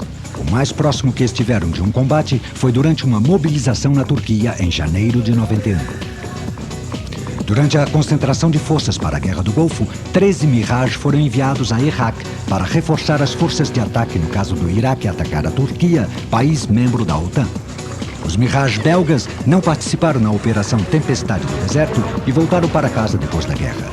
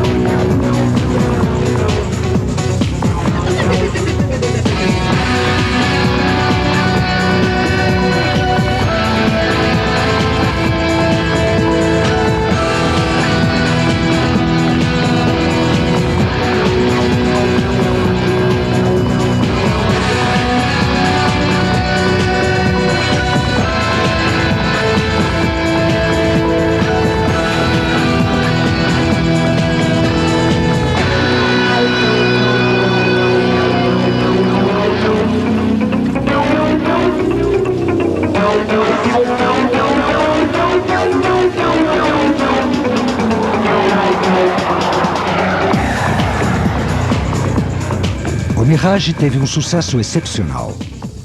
No total, a Dassault vendeu 1.412 exemplares desse caça Delta.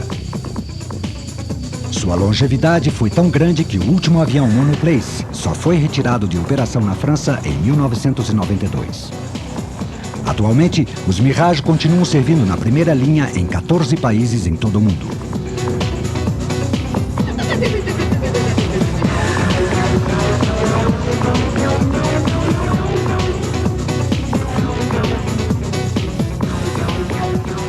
Devido ao custo proibitivo de se construir um novo avião, muitos deles instituíram programas de modernização para manter os seus Mirage 3 e 5 como aviões de combate atualizados.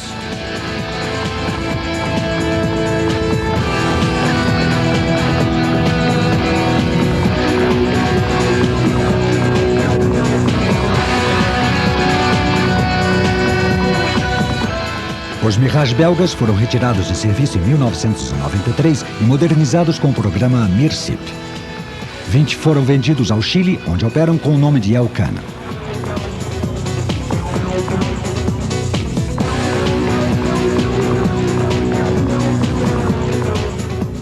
A Dassault desenvolveu a sua própria modernização do Mirage 3 na forma do 3NG de Nouvelle Génération, equipados com um sistema de controle fly-by-wire, aletas Canard e um motor ATAR 9K50.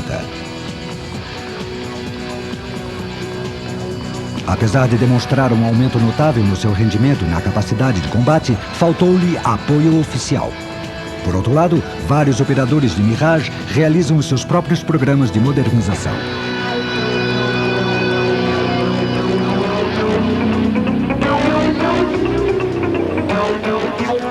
Entre estes está o Chile, cujos Mirage 50 foram modernizados com a ajuda de Israel.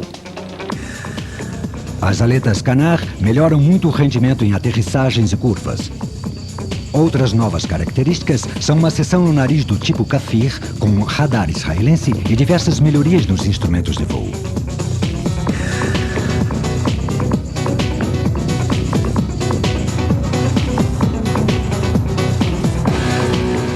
Modernizando seus aviões, estas forças aéreas poderão operar os seus Mirage até o começo do século XXI.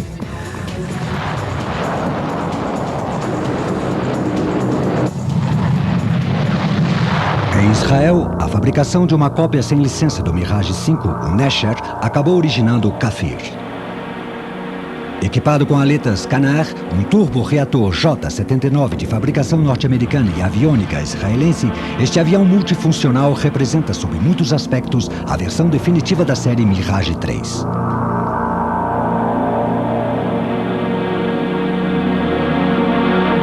O Kafir provou seu valor em combate, sobretudo durante o conflito do Líbano em 1982.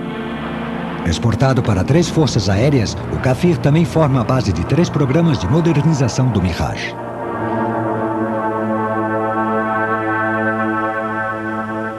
Na França, as novas melhorias na série Mirage deram como resultado o Mirage 4A, um bombardeiro nuclear estratégico.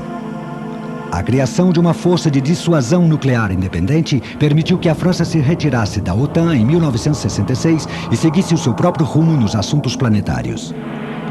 Para Dassault, foi a recompensa definitiva.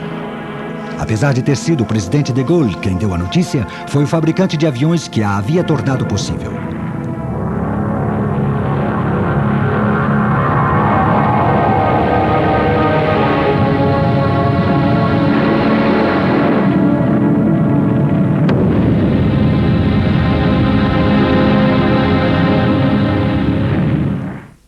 Paralelamente à família Mirage, a Dassault também criou o caça naval Étendard 4. Já há muito tempo retirado da sua missão original de ataque, continua sendo um avião importante na primeira linha como o único avião de reconhecimento embarcado da Aeronaval.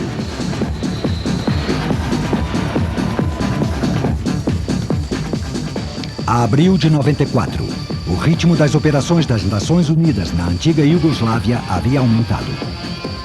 Entre os aviões que realizaram reconhecimento de pré-ataque para possíveis ataques aéreos de punição contra posições sérvio-bósnias estavam o Zetandar 4P do porta-aviões Clemenceau.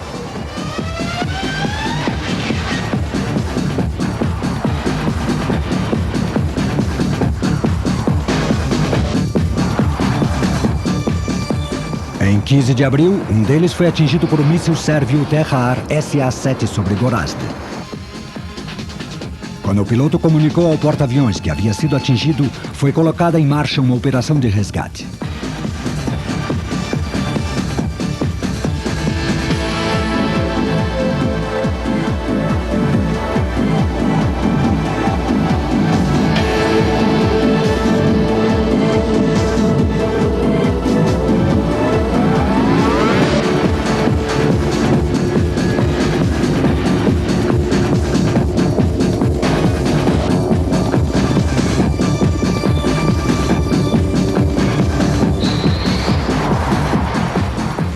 Felizmente, o piloto conseguiu voltar ao Clemenceau com o seu caça.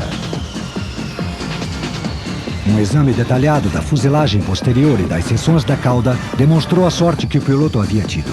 Apesar dos graves danos, o caça Dassault o trouxe de volta a casa. O Etendard 4P também cumpre outra função importante, a de avião-tanque para o seu sucessor no papel de ataque naval, o Super Etendard.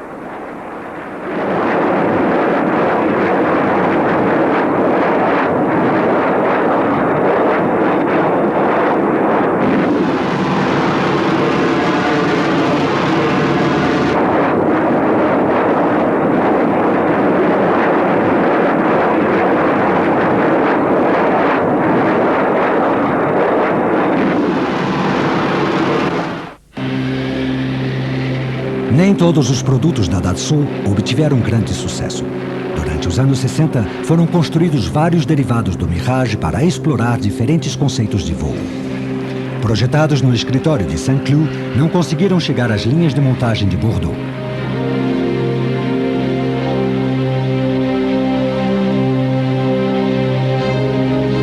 A decolagem vertical parecia especialmente promissora.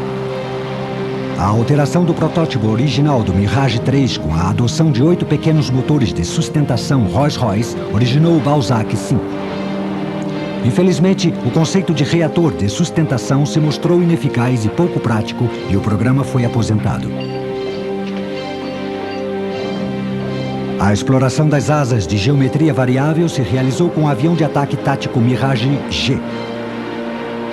Foram projetadas diversas versões com 1 ou 2 motores e cabine monoplace ou biplace. Nenhuma delas passou da fase de protótipo.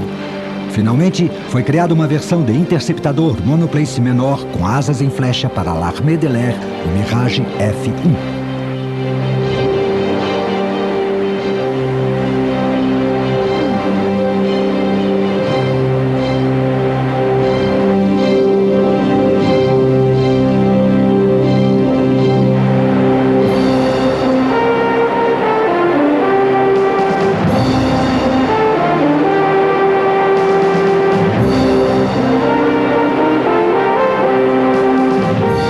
Em 1971, a Generale Aéronautique Marcel Dassault foi fundida com a debilitada empresa Breguet para se converter na Avion Marcel Dassault Breguet Aviation. Com esta fusão, Dassault também passou a controlar 2 projetos importantes desenvolvidos pela colaboração entre Breguet e outros sócios europeus. O avião de ataque e treinamento Jaguar foi uma criação conjunta com a empresa inglesa BAC, em meados dos anos 60. O Jaguar se destacou nas suas 2 funções e continua em serviço na Royal Air Force e na l'Armée de l'Air.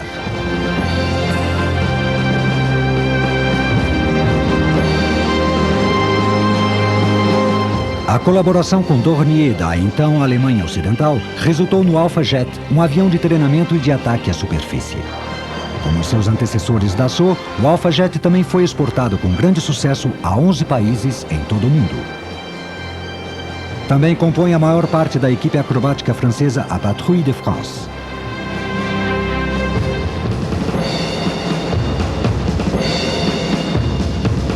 Ao lado da França e de Portugal, outro operador europeu atual é a Força Aérea Belga, que utiliza regularmente a capacidade do Alpha Jet como treinador de armamento. Os pilotos praticam com canhões de 30 mm, foguetes e bombas leves.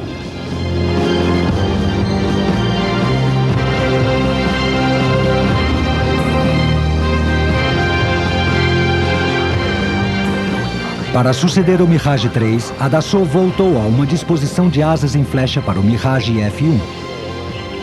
Isso permite integrar dispositivos de alta sustentação e dá ao F1 um desempenho superior ao do Mirage 3 sob quase todos os aspectos, desde a distância de decolagem e aterrissagem até a manobrabilidade a todas as velocidades.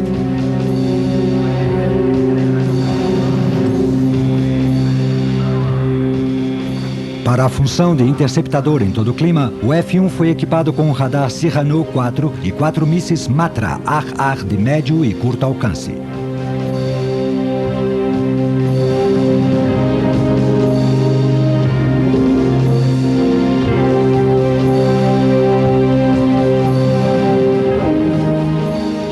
Em dezembro de 73, o Esquadrão de Caça 1 de Rennes recebeu os primeiros interceptadores F-1C.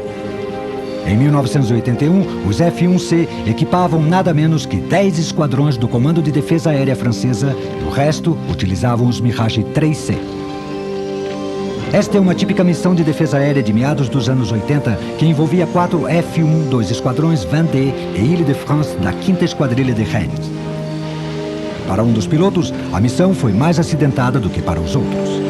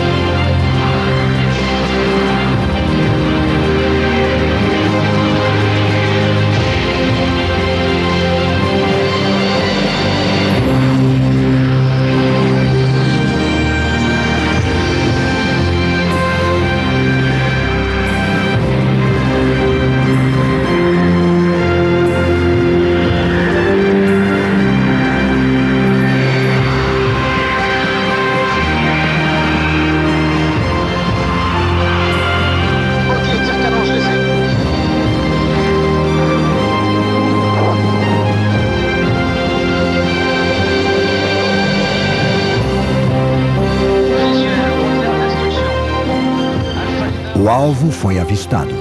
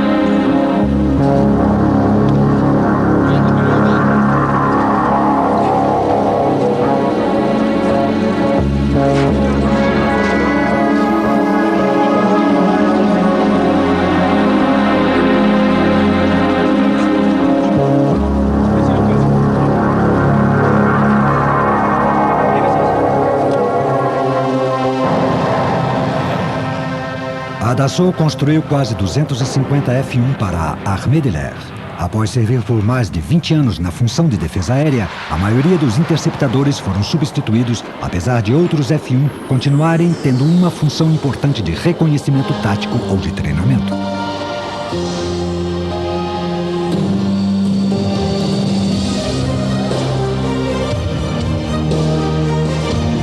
Em outros lugares, continuam tendo uma carreira ativa. Apesar de não ter feito tanto sucesso quanto o Mirage 3, o F-1 também obteve boas vendas no exterior.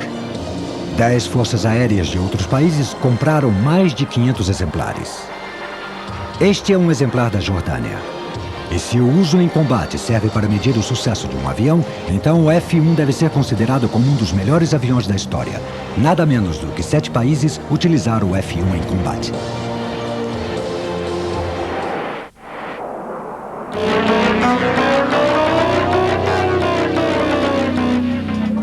A compra da Breguet pela Dassault em 1971 deveria implicar na criação de uma versão navalizada do Jaguar anglo-francês para substituir o caça de ataque naval Étendard. Mas em vez disso, Dassault convenceu a Aeronavale a optar por uma versão modernizada do seu próprio produto, o Super Étendard, que entrou em serviço em 1978.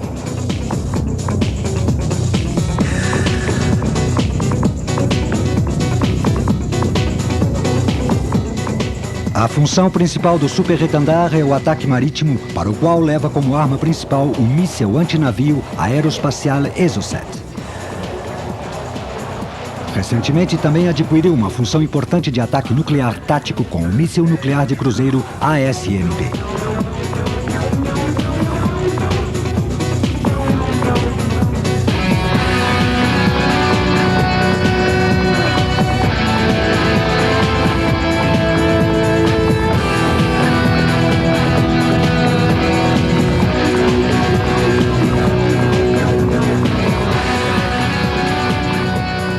A combinação Exocet Super Étendard se mostrou mortífera em combate e atingiu uma especial notoriedade durante a Guerra das Malvinas em 1982, quando os Super Étendard argentinos conseguiram alguns notáveis êxitos contra os navios da Royal Navy.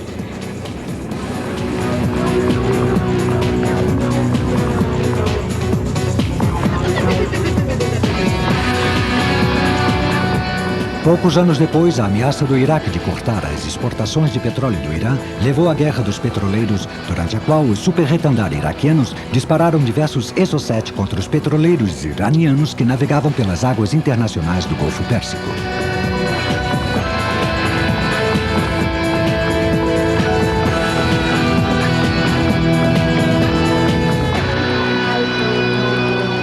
Os anos 80 viram a chegada do sucessor do F-1, o Mirage 2000, para o qual Dassault voltou às asas em delta, mas utilizou novas tecnologias para superar as desvantagens aerodinâmicas típicas desta disposição. A tecnologia Fly-by-Wire permite a um instável Mirage voar de modo controlado, mas acima de tudo lhe confere uma manobrabilidade extraordinária.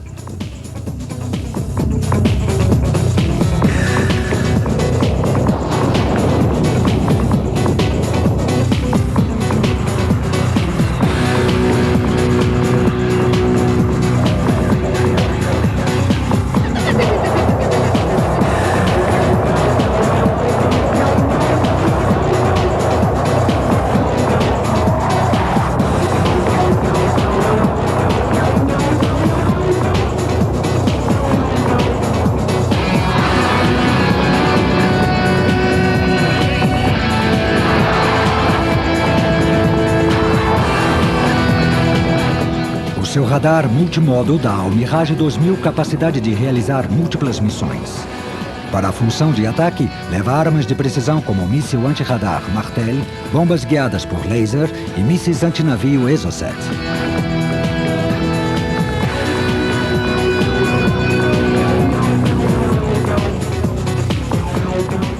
As suas armas Ar-Ar incluem um míssil de curto alcance Matra Magic 2 e o de médio alcance Super 530.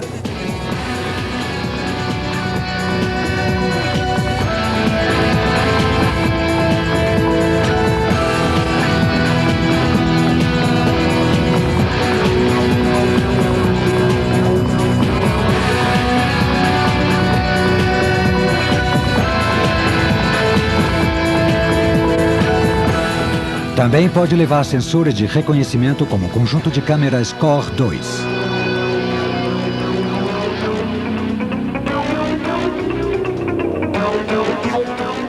Além do interceptador 2000C, também estão em serviço na Armée de l'Air versões biplace de ataque nuclear e convencional.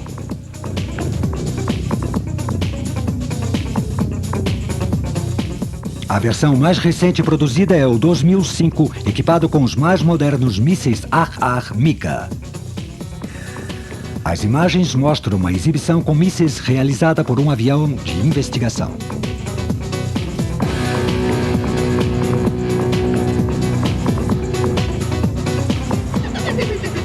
No final dos anos 70, Dassault desenvolveu uma versão ampliada do Mirage 2000 como caça pesado de superioridade aérea destinado à exportação. Do mesmo tipo que o F-15 Eagle norte-americano, o Mirage 4000 foi uma aposta que não deu certo.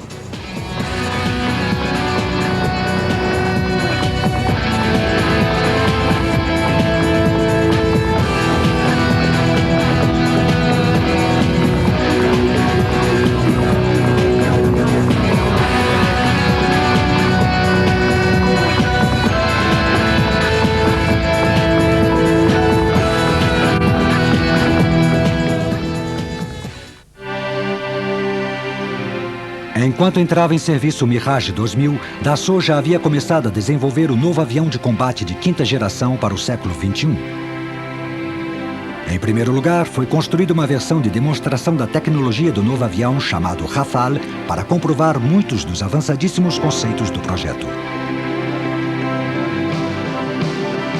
Apesar de nunca ter chegado a ver o Rafale voar, Marcel Dassault teve o prazer de contemplar o último produto da sua companhia saindo do hangar em dezembro de 1985, poucos meses antes da sua morte no ano seguinte, aos 94 anos de idade.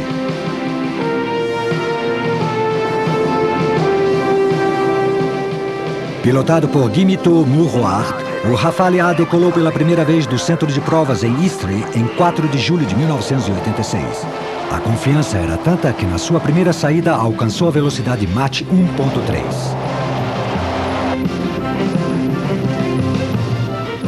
O multifuncional Rafale é o principal avião de combate da França dos anos 90. Realizará as principais missões de intercepção e ataque com a Armée de l'Air. A primeira versão que entrará em serviço será de fato o caça naval Rafale M, que aumentará em grande medida a capacidade da aeronaval quando entrar em serviço no princípio do próximo século.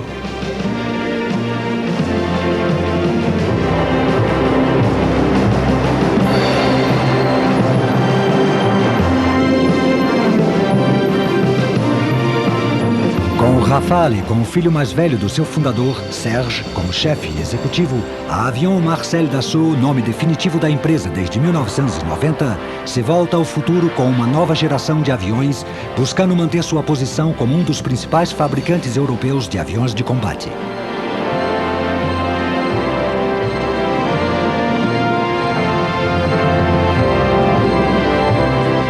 Desde que Marcel Dassault reformou sua empresa em 1946, foram vendidos mais de 6.000 aviões com o nome dessa empresa aeronáutica a clientes de todo o mundo.